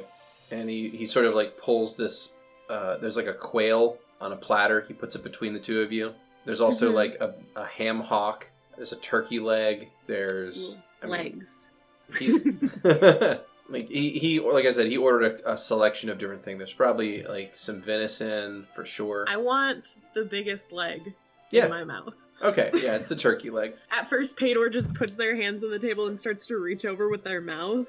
And then they stop inches before going at it. They push back with their palms to sit back. And then they reach out with their hands, and they're not looking at the meat. They're looking at Ferrith to make sure they're doing it right. Ferrith is watching you, and he's kind of slowly nodding as you're going along. And Pae'dor just picks up the big leg, and then they put their face in it. Just rips at it. Look, the initial part they tried, but... Oh, for sure. They haven't learned exactly how to 100% be a normal human being, or just a normal being, I should say. Yeah. So, Ferrith is pretty happy with your behavior, and he's joining in and tearing into the food as well. Mm-hmm. And he's explaining, how everything is made. And he's trying to get you to understand, basic economics, I guess, in a way that, interesting. He's explaining, that the gold, the coins that we got for what we did, we can trade with these people for lots of food. And it's sort of a way that our society works, is that we all trade with each other with various things. So Pae'dor's looking at the table while listening to this, and picks up an item. So let's just say it's a vegetable, a potato, skin or some kind. Yeah. They look at it in their palm, and then they reach out, and it looks like they're trying to understand this with learning in a way. And then Pae'dor points at something that's closer to Ferrith. Trade. He picks up whatever it is that you were pointing at, and will hand it to you, and says, trade. And then Pae'dor holds forward the potato they had in their hand. Ferrith takes it, and takes a bite out of it. So, trading is give and take. Exactly. And both groups have to agree to it. Otherwise, that's theft. And theft are what people like those bandits did. And that makes them bad. Wolves might be thieves. I don't think so. I think that... We only took... Well, I think that you didn't have a society the same way that the elves do. You were just trying to survive, and that's fine. Yes. Much to know. Very... difficult. Well, you're doing very well. Oh, good. But I feel like I shouldn't give you lessons right now. Tonight's a night for you to relax and celebrate. At that point, the barman comes back around and sets down a platter of various sized cups and pitchers. Contain. Yes. So he sets out all of these different things in a row in front of you. And he's like, these are drinks. We make different kinds, and they have different tastes, and they can make you feel happy sometimes. So Pae'dor looks suspiciously at these liquids. Not water? No, not water. Pae'dor is going to sniff each one individually. Okay. The smells vary, of course, from drink to drink. With the wines probably being the most pungent. maybe the spring beer as well, but some of them have very little smell.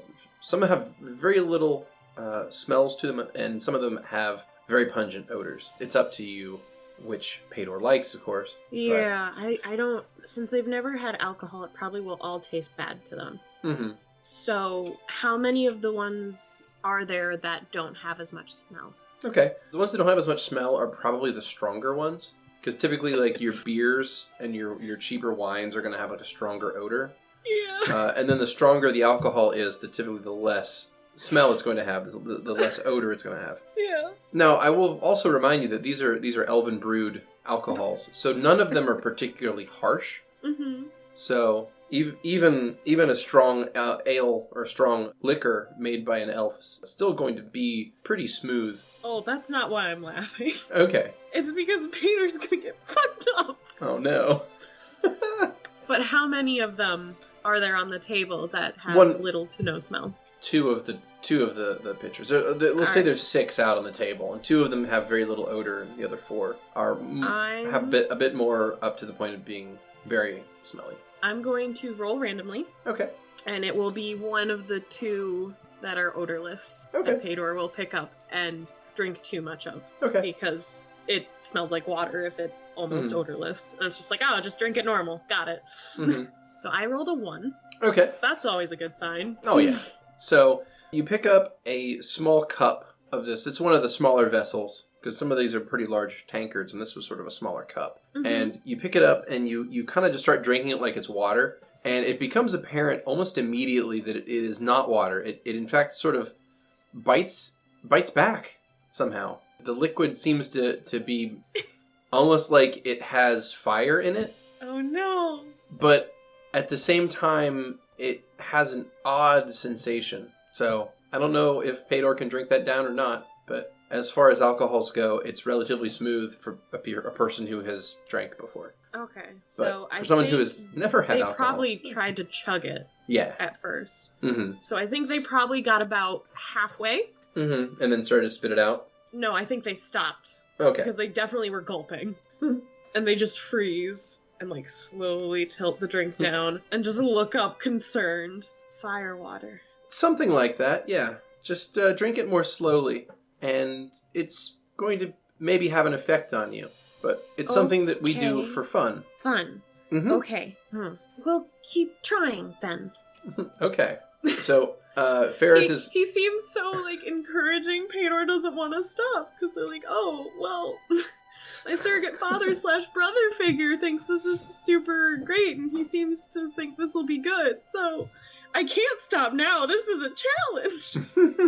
So he's going to pick up one of the ales off of the table, and he's going to start sipping at it while he eats his meal. Pae'dor tries to take one single gulp instead of chugging again. Yeah. Does it still hurt the same? I mean, you're getting used to it. Okay. All right. Let's go.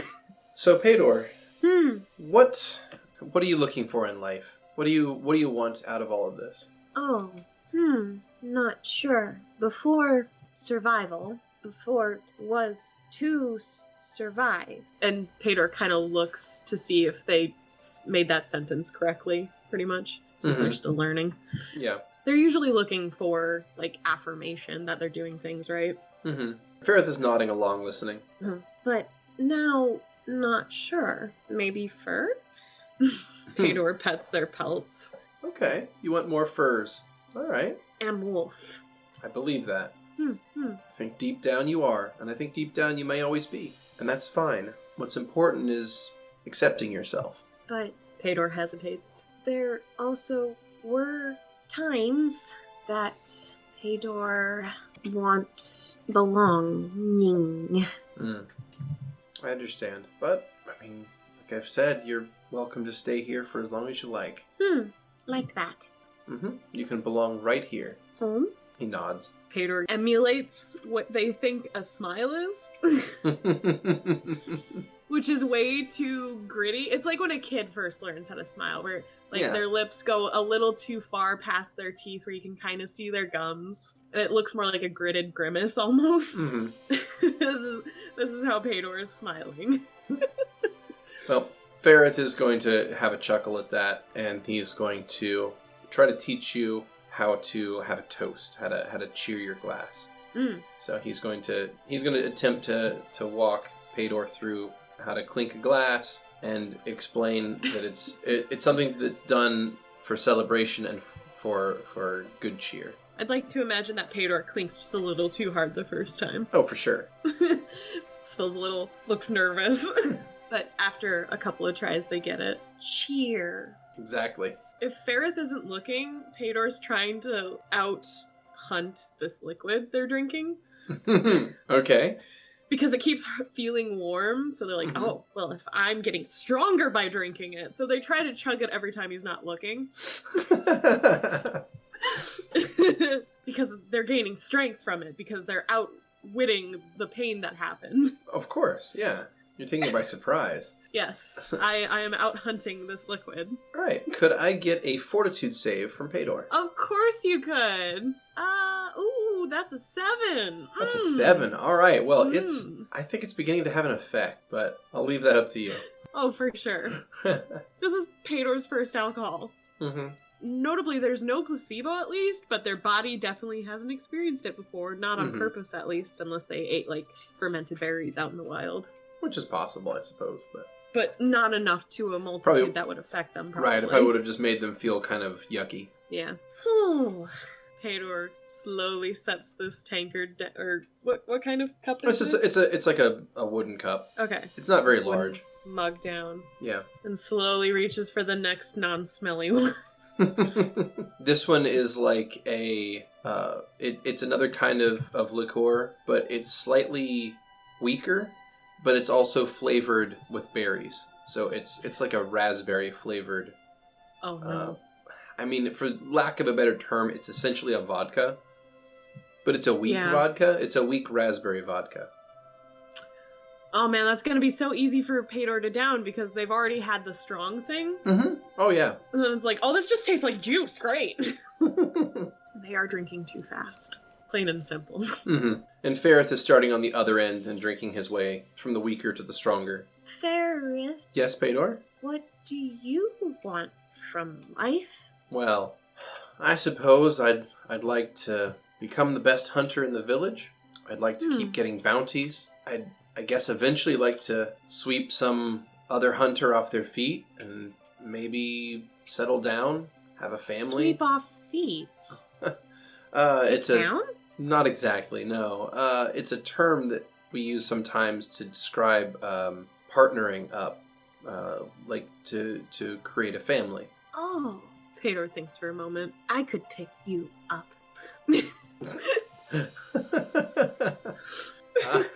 They were just assessing like his body and just like, yeah, I could probably pick you up physically. I could do this thing if this is what you want. Ferrith is gonna like pat you on the top of the head and be like, I don't think so, little buddy.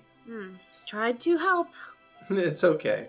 I'm just waiting for the right hunter to come along and I guess catch me. Better hunter than you? He shrugs. Impossible. He shrugs as he takes another drink. Pae'dor's drinking this like juice.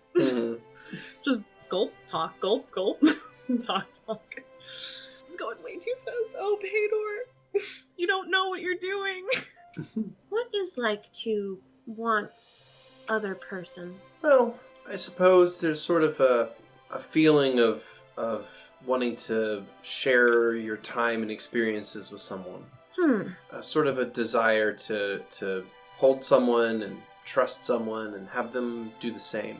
Pae'dor just keeps looking more and more confused because in their mind, they're like, well, this is what we already do. What? Dude. I'm right here. It's like, I'm right here. I'm right here, bro. What are you talking about? I'm here for you, my man. What? So, Ferrith will try to awkwardly explain the concept of relationships. Over Pae'dor's head completely. They do not understand. Like, every time they're like, but we do this. I don't... And more, they're slowly slouching into the table with one hand on their temple and, like, the other just their face in a mug, while one's just slowly tilting into their mouth as they look more and more confused. So yeah, Ferrith hopes that someday some other hunter will catch his eye and the two of them would form a long-lasting relationship and maybe start a family. But other than that, he doesn't have much other than wanting to become the best hunter in the village as his personal goal. So Pae'dor's worldview is very small. They only really know of this forest and this town so far in their life. Right. So they don't really know everyone in the village, but they know of everyone in the village at this point, I think. Mm-hmm. Where it's like, I am aware of these people who live here. I've watched them forever, and now I kind of exist in their same space. Mm-hmm. But where Hunter come from other than here? Well, maybe some traveling hunter comes from another village. A what? From another village. Can do that. Sure, people travel in all the time. I mean, he taps your the cup that you're drinking from. The person that makes that doesn't live in this village. They live in the next village over. They bring some here every so often to trade. Trade with other villages. Mm-hmm. Exactly. Want to see other villages. Oh, you do, huh? Pae'dor looks embarrassed and sinks back into their chair with their mug in their face. There's nothing wrong with traveling. I used to do quite a bit of that when I was younger. Yes? Mm-hmm. He starts to rearrange the cups on the table, and he says, imagine that this cup is the village, and he sets one down, okay? Mm-hmm. And say that over here, and he puts another thing on the table, this is where we fought that bandit. Yes. Now that you have that kind of an idea of scale, he starts laying cups in different places, and he kind of creates a rudimentary map of the entire Emerald Forest in front of you. He explains that the nearby city of Yavialv to the south. He also explains where like Kythir and Orneska are, even the faraway city of Presidium. Oh, he knows of that one. Mm-hmm. So he essentially lays out the location of all the different major cities in the Emerald Forest. Does he use the different sizes of the mugs to explain? Mm-hmm. Oh, yeah. Okay. Yeah, and he tries to explain that some of them are bigger than others. In fact, he uses one of the plates to describe Orneska. This is such a large place to live. Pae'dor's looking over this like map that he's made and points to the plate. This one. Oh, you want to go to the big city, huh? Win. I should warn you, the High Elves live there, and they may not like you and I very much. Pae'dor blinks and tilts their head. Why? They're less friendly. They tend to be prickly and standoffish, and honestly, they're not very fun. Me as a player. Rude. What difference? Oh. From elf? Well, see, we're wood elves. We are closer with nature. We are, well, we're more dexterous. We have better eyesight, better hearing. We're better hunters. The high elves, they're stiff, they're stodgy, they're overly formal, and they like to sit around and talk forever. Bad at talking. And they can be mean. They mean to you? He nods. Oh yes. Hurt them. And Pae'dor like starts to bare their teeth. No, we don't hurt them.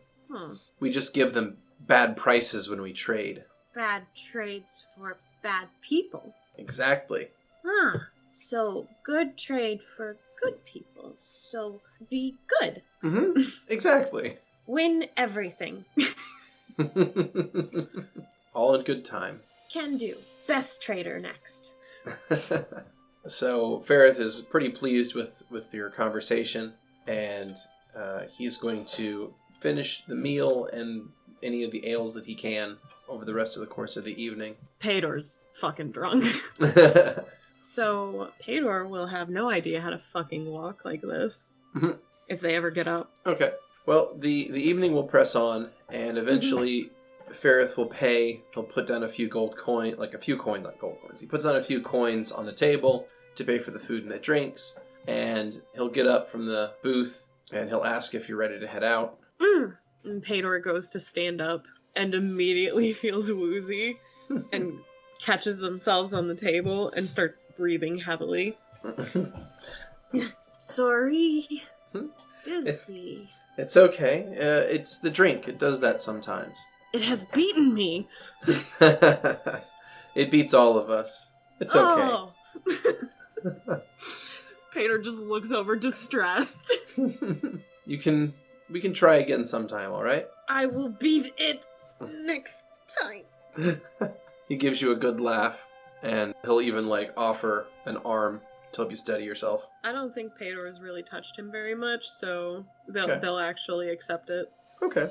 And so tiny little arms come out of these pelts, and they clutch onto him, and they're leaning way too much on him.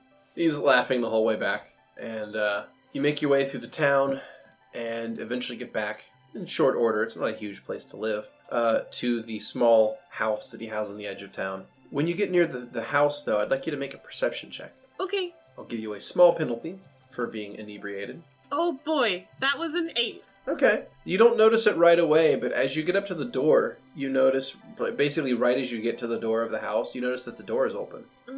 Why? That's all Pae'dor can muster. I'm not sure. Looks like someone was in my house. Pae'dor Ferris seems kind to of serious up a little bit. instinctively goes on all fours. They just drop down. Okay. They release his arm and drop down and start growling. Ferris will give you a nod to lead the way. And just slowly, hand by hand, Pae'dor's looking around. But they're, thankfully, being on all fours, they probably have a bit more balance, actually. Okay. But they're still a little Yeah. wobbly. So you wobble your way in, and you look around the house, and you don't notice anyone in here, and you're kind of clearing the area. It's not, like I said, it's not a very big house. But Yeah. you go back to the bedroom, and you see that something is different. Your bed's gone. My bed's gone? Yeah, your little bed. It's gone. And in its place is a full-sized bed. Pae'dor looks so confused. My dog bed is gone. Mm-hmm. Ferris kind of walks up. He's got a sly smile on his face. Pae'dor just looks over confused. Still bed. I traded it. You don't want me? No, this bed is yours. Pae'dor crawls over to it Mm-hmm. and perches their head on the edge of it and smells it. Okay. It smells of bird feathers, and the mattress is a understuffed down mattress. And when I say understuffed, I mean that it is very, very squishy. Oh. Like you sink into the mattress if you put any weight on it. So Pae'dor's gonna look back, and then they're gonna put their head under the... I assume there's blankets on here. Mm-hmm. They put their head under the blankets, and then they crawl underneath the blankets onto the bed, Mm-hmm. and they, while under the blankets, turn around a couple of times, Mm-hmm. and you just see this blanket moving with Yeah. them. Yeah. And then they flop down, and then they poke their head out of the blanket. Is good. I'm very glad you like it. It's not your only gift, though. Mm-hmm. Look under the bed. Scramble, scramble, scramble, and then skitter on the ground, and then look underneath. So under the bed, there is what looks like a very long wooden stick. Pae'dor pulls it out. You pull it out and you see that it is not a stick, but in fact a bow. But it's a bit more complicated than your current one. It has like a pulley on the top and bottom, Uh-huh. and the string is finer and thinner than the other bow you have. It looks like it is significantly of finer quality, for whatever eye for quality Pae'dor has. They'd at least, I think, understand the wood portion of all of it, I think, Mhm. since they're pretty attuned to nature. Instinctively, they do their natural pose for pulling, and they pull back, they hold a second, and then they slowly release. Ooh. The draw feels amazing. It's almost as if it was set just to your strength. Aww. Aww. What a good dad-brother person. I hope you like it. It's so nice. But I can't trade you. No, this isn't a trade. This is a gift. Lots to learn. But okay, thank you. It's alright. It's something that you deserved. You earned this. You earned Hunter to sweep off feet. Pae'dor's trying to, like... they don't know how to say thank you past the words, so... Well, maybe someday, but I think it's been a nice day. I'm feeling a kind of beat. Shall we call it a night then? Mm-hmm. Alright. Ferris, Yes, Pae'dor? very much. Thank you, Pae'dor. Pae'dor looks confused but nods. So, Ferris is going to lay down into his bed and try to nod off to sleep. Pae'dor preciously puts their bow somewhere safe but near them, so they can still like put their hand on it if they wanted from the bed. And then they go back under the covers and they twirl around again until they find the best spot to sleep in, all curled up. This is the most precious thing to Pae'dor now.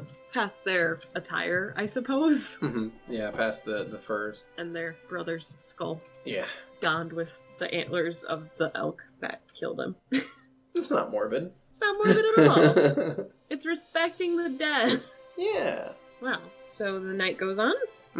Yep. Right. Pae'dor has been enjoying their new life. It's a little difficult sometimes, especially with the talking portion of things, but they're slowly learning to communicate. And, well, Ferrith is a really good person, but at the same time, now that Pae'dor knows there's more, Pae'dor is really curious on, well, he said there were different kinds of elves. And they don't know why, but they really want to see them. They don't have to exactly be in the same space, but they definitely want to see them. There's this innate need that they don't really understand. They also were very drunk while going to bed. So, go ahead. Oh, I believe someone's told me that you don't dream when you drink a lot of alcohol. However, I would like to disagree, as I get very crazy dreams when I drink alcohol. So the next day, the morning passes as normal. Ferrith prepares a modest breakfast for the two of you. And then when he would typically start to describe, what the daily activity, whether you're going to go out and hunt animals or track people or, go after a bounty, he is going to ask if you think that there's a new bounty that was posted. Like he leaves the house and comes back with some news and says that a new bounty had been posted. And this one would be much more lucrative. It would make a lot more money for the two of them. Enough that they could get some very big celebration if they wanted. Treats. Lots more treats than what you had before. And he says it would be dangerous and they might have to bring along one or two other people because of how dangerous it is. But if you wanted to do that, then we could. So Pae'dor's thinking that they want Ferrith to be safe out of everything. They've already lost their entire family, pretty much. Right. They don't want to lose their next one. So even though Pae'dor's highly uncomfortable around everyone else, and they do want a treat. Yes. Get more pelts. All right. He looks pleased at your answer. And he walks out of the house and says you can come along with him if you'd like. Otherwise, he'll be back shortly. Pae'dor's gonna follow. Okay. And they're gonna be following behind him and watch his hand. And they'll slowly reach out with their tiny little hand at first and almost grab onto it, but only slightly brush it for a second and then retreat their hands back into their pelts really quick. What is affection? I don't know. Ferrith will notice that, and he'll stop and he'll ask if you'd like to hold hands. Yes. He holds If not, problem. He laughs and says, "Of course not," and holds a hand out to you. Pae'dor takes it. They try to figure out how their hand's supposed to fit in another hand, so it's a little weird at first. It's a little squirmy, and then after finding a right setting where both their hands work, they happily follow behind while holding his hand.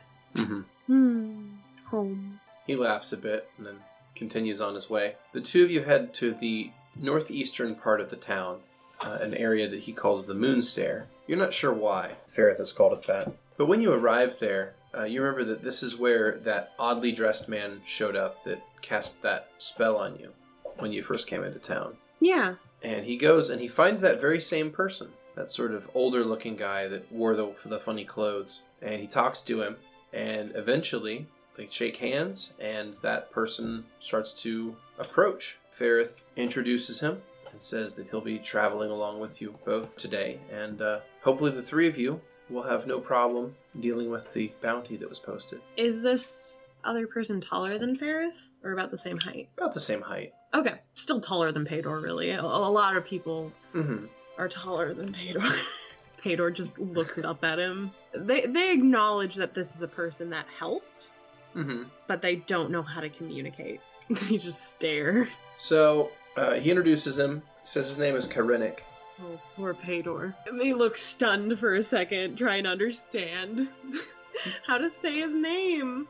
Oh no! Let me make a perception check from our buddy here. Oh, poor Pae'dor. Hey, Ferrith notices you having trouble, and he's like, "Oh, we just call him Oren." Oren. Yeah, something like that. Pae'dor shoots one hand out of their pelts a little too closely to him and just looks at him. They might look like they're challenging a little too much with this handshake, but they're trying to do this correctly. Kyrenic will sort of lean down and shake your hand. He's got sort of an intense look on his face. He seems a little bit less happy-go-lucky than Ferrith is. He seems to be a bit more serious. I think Pae'dor might be replicating this intense look then. They try to match things. They try to emulate what other people are doing. Sure. Strange, wouldn't that be? Thank you for help before. It's quite all right. Ferrith here, well, he says that he will split the take, and I'm quite happy with that. Thank you for safety. He gives you a solemn nod. Pae'dor's not actually sure how to react to this. Usually Ferrith laughs or smiles at them when they do this. Go to win. Now they're egging it on a bit too much. It's too thick, but they don't know what's happening exactly with this interaction. They just look over at Ferrith concerned, like, why isn't he smiling? What's wrong with this person? Not home. So, as the three of you are walking south out of town, Ferrith will kind of explain to Kyrenic that there's a larger group of bandits that have taken up residency in an old ruin south of town. They think there's maybe 6 or 7 of them in total, and if they manage to get the head of the leader or drive the rest of them away, then the reward is pretty handsome. So you can make of that what you will. Trying to figure out how a reward can be attractive. They're trying. They're like, Reward for trade for treats. handsome? Pretty handsome. They're following behind, but they don't know what's going on. They got most of it, but they're very much so stuck on handsome for some reason. Like, I don't even know, like, what a handsome thing is. Money is handsome? That's strange.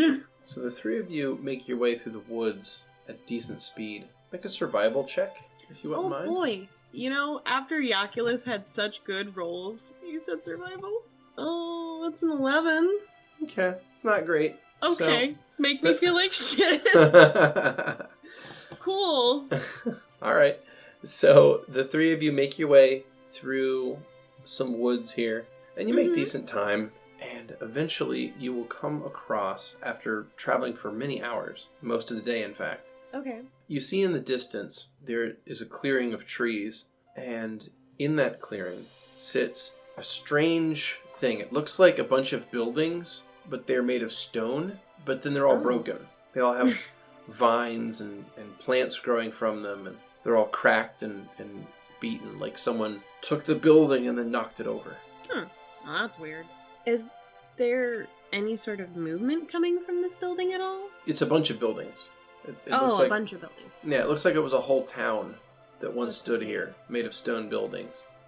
Pae'dor's trying to remember how he was describing things. They tilt their head. Ruins?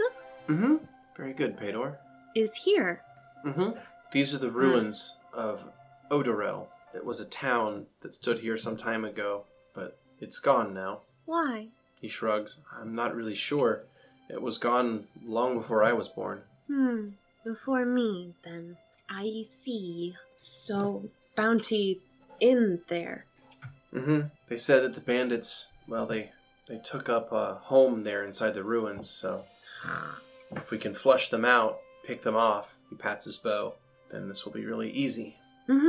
So, Pae'dor's looking for a lead on that one where Ferrith wants to start with all of this. They'll go wherever he tells them to. So, they pat their new bow and look very determined towards him. Will be easy. Yeah. It will be.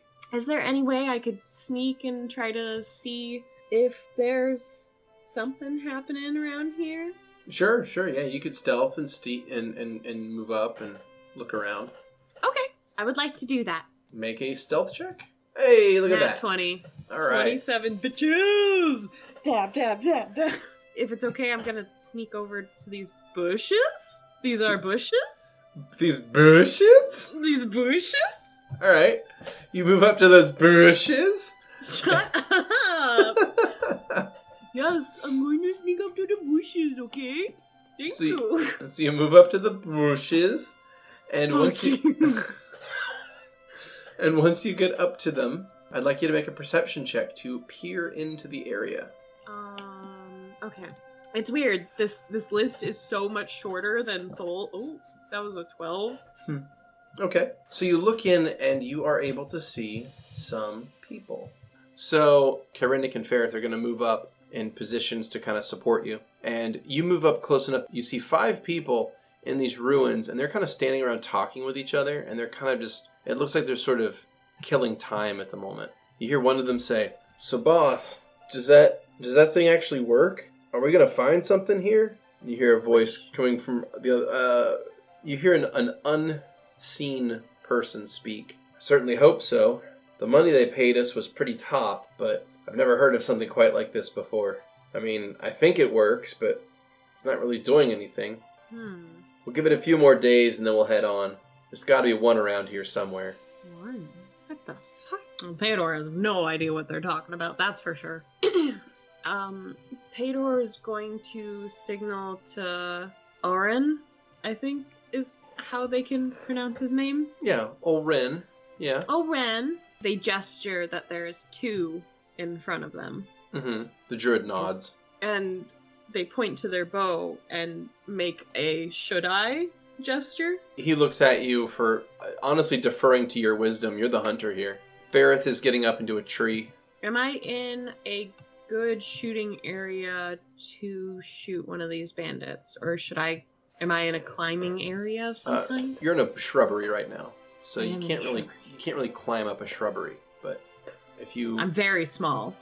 That's true, you are very small. Yeah, they're both 40 feet off from you currently. I can still hit them with my longbows no matter what. Oh yeah, no, you're well within range. Longbow has an excellent range. Alright, so if I hit one right now, that would be considered flat-footed, right? Correct, yeah, it would. Okay, so... Sorry, it got really dark in my apartment. I got scared. Oh shit, what are all these rolls? What are you doing? It got really spooky. I'm seeing if any of them. I'm seeing if any of them noticed your party. Okay. Well, I'm gonna pull my bow back and try to get Bandit 2 from where I'm at. Have the arrow kind of knocked in between a couple of stones. Mm-hmm. I'm looking through it, and I am trying to... Well, I assume he's actually turned to his side, because he's talking to the other person next to him. So he's kind of at a 3/4 angle to me, probably. Yeah. I'm gonna try to hit him either in the chest or the face, I think. Okay. Okay. Yep, set a flat-footed target and make your attack. Okay. Do-do-do-do. Do-do-do-do. Oh, that's a nat 1! Alright, I need you to make another attack. Okay. To confirm whether or not that is a critical miss. Okay, 14. 14? 14 is... Okay, so that does not critically miss. Okay. But your arrow does whiff past them and does not strike true. So I'm going to go ahead and roll initiative. Okay. Pae'dor, you won initiative. That's great. I'm going to try to hit him again. They're still flat-footed. Oh, thank God. Pae'dor looks immensely embarrassed. 22. Okay, that hits. Fucking God. Oh, great. Minimal damage, 4. But remember, this has +3 damage. Your old bow was just a D8. Yeah, so that's your true. old bow would have only done 1 damage, and this one does 4, so it's significantly nicer. Okay, so at that, this figure is going to step out from the other side of a piece of ruins. He's going to turn and say, "We're under attack!" And he is going to start pointing people to get into defensive positions. Oh, I'm so nervous. I can't believe I whiffed it on the first fucking... Alright, so this guy is going to 5-foot step into cover, and he is going to take a shot back at you, and he is also going to roll in that one. Oh, man. Hurt yourself. Do it. Hurt yourself. Pae'dor's AC is 19. He is going to critically miss. All right. His critical miss is called whoops. He falls prone. Pae'dor just nods at themselves like, yeah, I did that. Yeah, that was me. That was me. All right. This guy's going to 5-foot step. Scared them that much. He's going to try to move over into some rubble here to try to get some cover. And he is going to pull his weapon, and he is going to try to shoot at you. And he is going to miss. All right. Bandit number 3 is going to move over here and also shoot at you. And also roll a 1. Oh my god. And he critically misses. Oh my god. His bowstring. Is this really happening? His bowstring snaps. It's really happening. His weapon's useless then. Well, he has to replace the string, which takes a couple turns. Alright, so Bandit 4 is going to move up into some rubble and take a defensive position in his turn. And Bandit 5 is going to move up into a defensive position here in the corner of these ruins in his turn. Ferrith, from his position up in a tree, is going to make a shot at Bandit number 2, and he is going to strike. Nice. Got this, Ferrith. Kill him. He is going to deal minimum damage. Oh, Ferrith. Alright. Not doing so hot. Kyrenic is going to step closer to you, and he is going to cast a spell on you. Okay. This will be new for Pae'dor. Come on, Druid Daddy. Give me the goods. Give you the goods. Alright. Give me the goods. Okay. There we go. Alright. Pae'dor. Round 2 begins. I have a question. What's up? If I hit the one that's on the ground, would that mean I hurt it more? No. No. Okay. In fact, it'd be a little harder to hit him. Okay. I'm gonna just go for the one that I didn't do so hot on the first time. Ooh, that's the 22. Mm-hmm. Does that hit? That does. Okay. I'm gonna please be better than a 1. It's a 1 again. 4. Okay. God. Alright. Alright. Bandit leader's up, and he's going to move up 20 feet. And he is going to do something. He's going to say... Actually, no, he's not going to say anything just yet. He's just going to move up into cover and end his turn. Alright, bandit number 1 is going to stand up. And he is going to fire his composite longbow. Oh, you can still do that when he stands up? Yep, move action, standard action. Oh, okay. And he's going to miss. Yeah. Bandit 2 is too injured, and he is going to turn and flee. Alright. He is bugging out. It's not worth dying. Fuck you too! Bandit 3 is going to start moving toward your position. He's in fact going to charge. He's got a little sword. He's going to run up to you and try to attack you. He's going to swing his sword at you, and he's going to miss. Pae'dor grits their teeth at him and just growls like a monstrous noise at him. This guy's going to move up, and he's going to shoot at Ferrith and miss. This guy is going to get up in this rubble, and he's also going to shoot at Ferrith, and he's going to miss. Alright, takes us to Ferrith, who's going to shoot at the person closest to him, and he's going to hit. Come on, Ferrith. And Let's do he's going max to roll damage. 5 damage. Nice. Alright, Kyrenic is going to move over here, and he's going to swing a scimitar at bandit number 3. Oh, a scimitar. Uh-huh, and he is going to hit, and he deals 8 damage. He's an Eden worshipper. Pae'dor. You're not gonna answer that, are you? He's a druid. Druids can use scimitars. Oh, okay. Let's see. I could either shank this guy with my dagger, Or I could step back and just shoot him with the bow. It's true. Fine. I'm gonna just step back here. Okay. Take a 5-foot step back past the shrubbery. Okay. And I'll take the -4. Ooh, that's a 14. That is going to miss. Man. I know, right? The bandit leader is going to move forward, at which point he's going to say, "That's one of them! That's one of them!" And that's his turn. Bandit 1 is going to move up out of cover, and you can't see you over the ruins there, so he's going to shoot at Ferrith up in the tree. Okay. He's going to miss. Bandit 2 scurries off the field and is gone. Bandit 3 is going to continue, he's going to swing his rapier at Kyrenic and get a critical threat that doesn't confirm. He's going to roll 5 points of damage on the druid. Ooh, he's squishy. Bandit 4 is going to move up 25 feet and take a shot at you. Uh-oh. And miss. Bandit 5 is going to take a shot at Ferrith and hit. No. And Ferrith is going to take 3 points of damage up in the tree. Oh, okay. He can do that. He's fine. Alright, Ferrith is going to fire at Bandit 4. He's going to hit. Come on, kill this guy. And he is going to drop Bandit 4 with 8 points of damage. Thank you, Ferrith. Thank you. Alright, Kyrenic is going to swing his scimitar. He's going to 5-foot step, and then he's going to swing his scimitar at the bandit.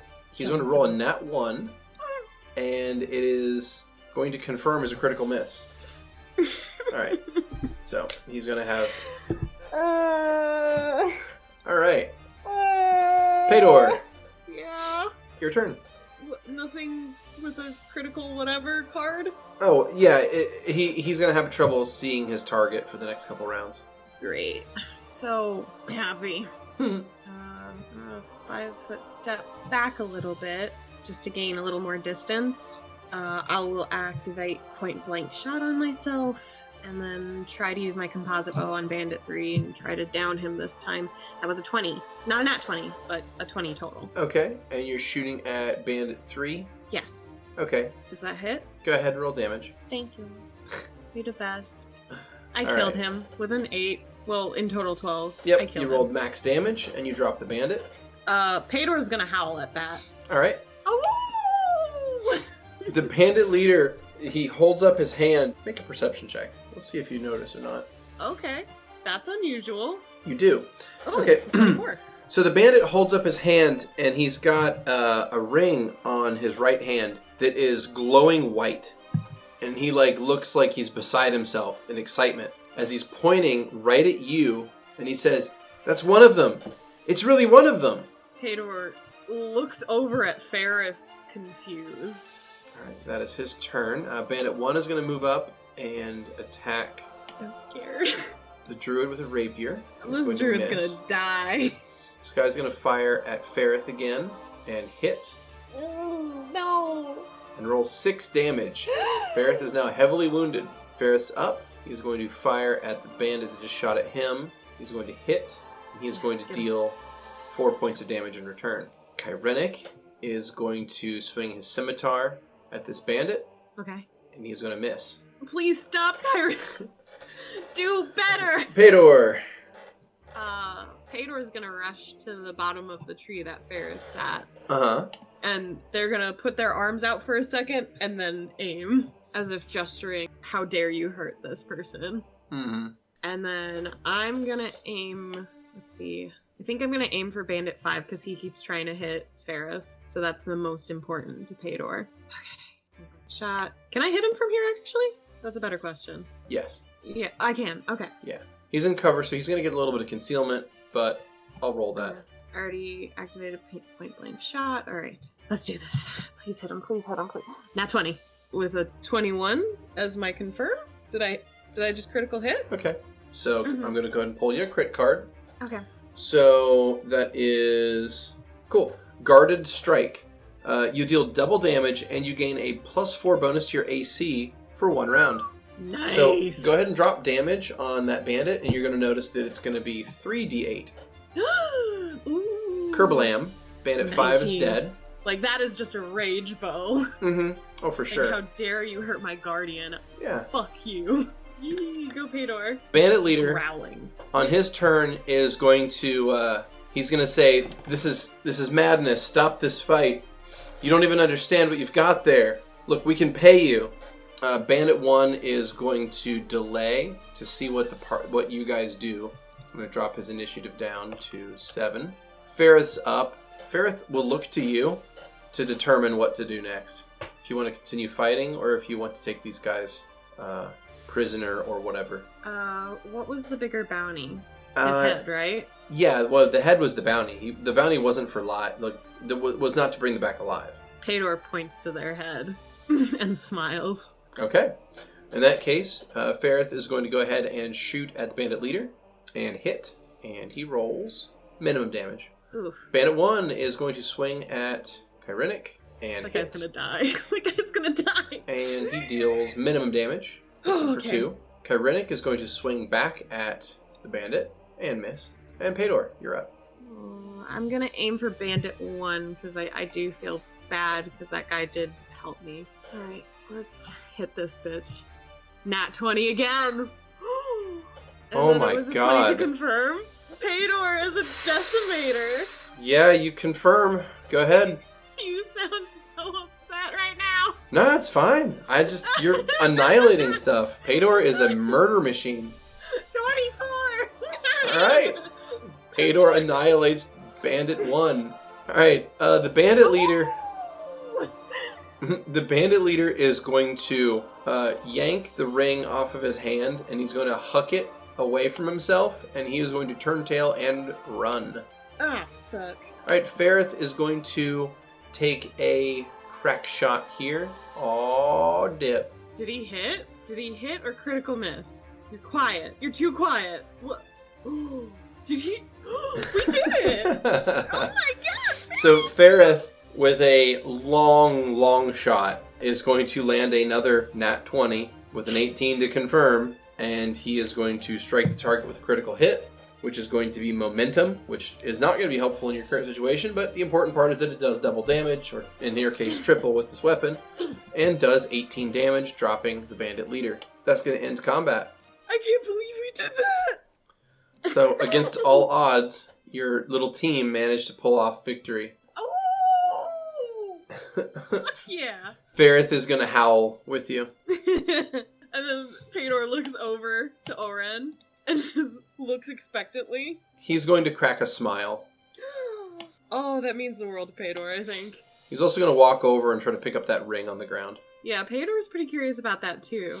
They kind of get up close, and okay. If Pae'dor could look over his shoulder, they would, but it's probably more like looks around him. I'm going to go ahead and unlock tokens. One thing that you are going to notice, or actually when you get near that area, I want you to make a fortitude save. A fortitude save? Mm-hmm. A fortitude save. What, am I drunk? 13. I mean, not quite, but your skin suddenly starts to itch really badly.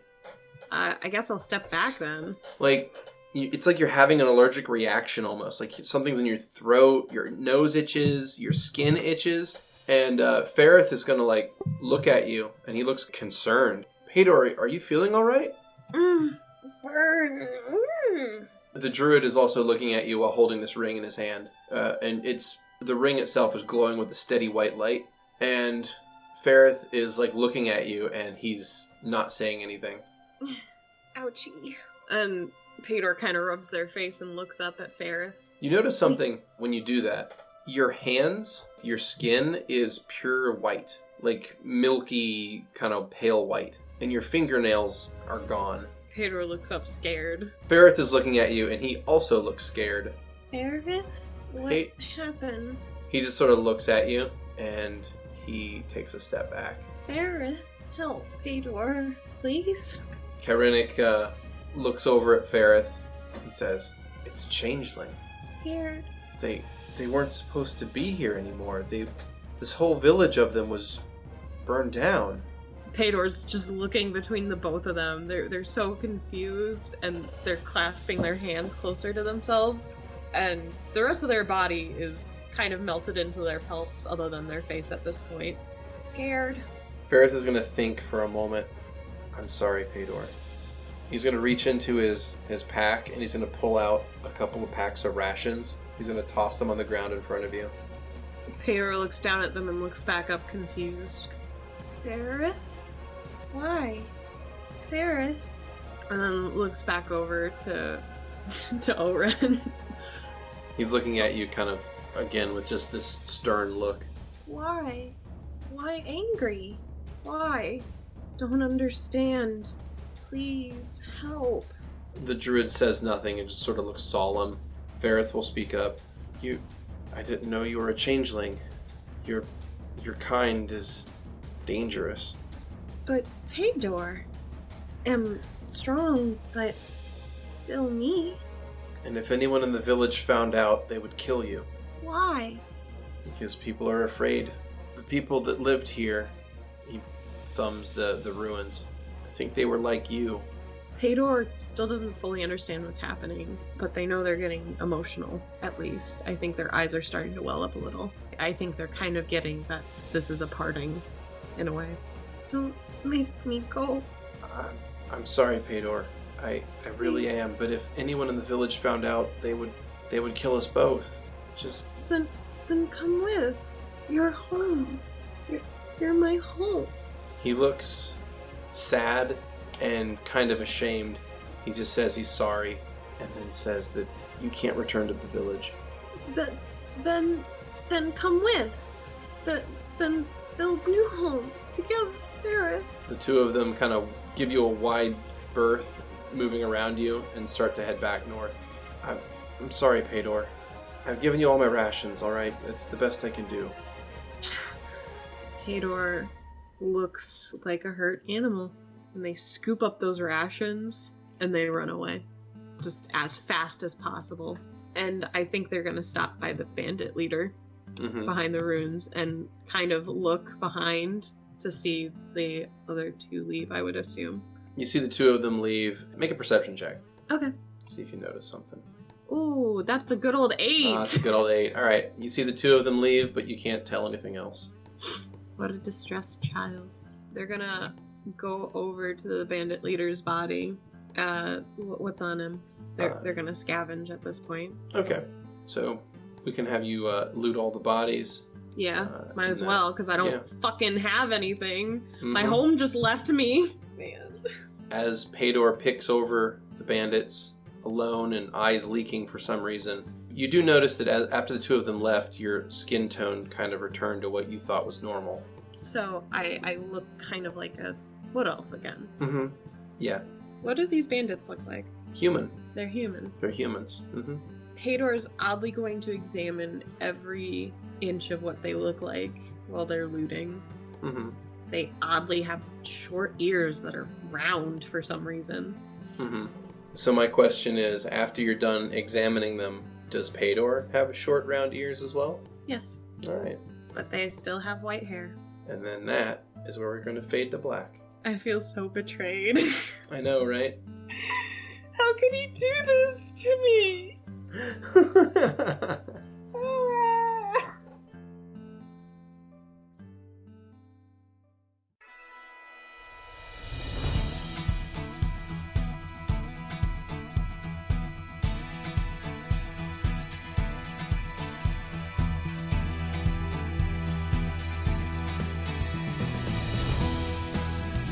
Thanks for listening to Snake Eyes. As always, special thanks to William Succi for the intro and outro themes, and Emily Roll for Fantasy for this episode soundtrack.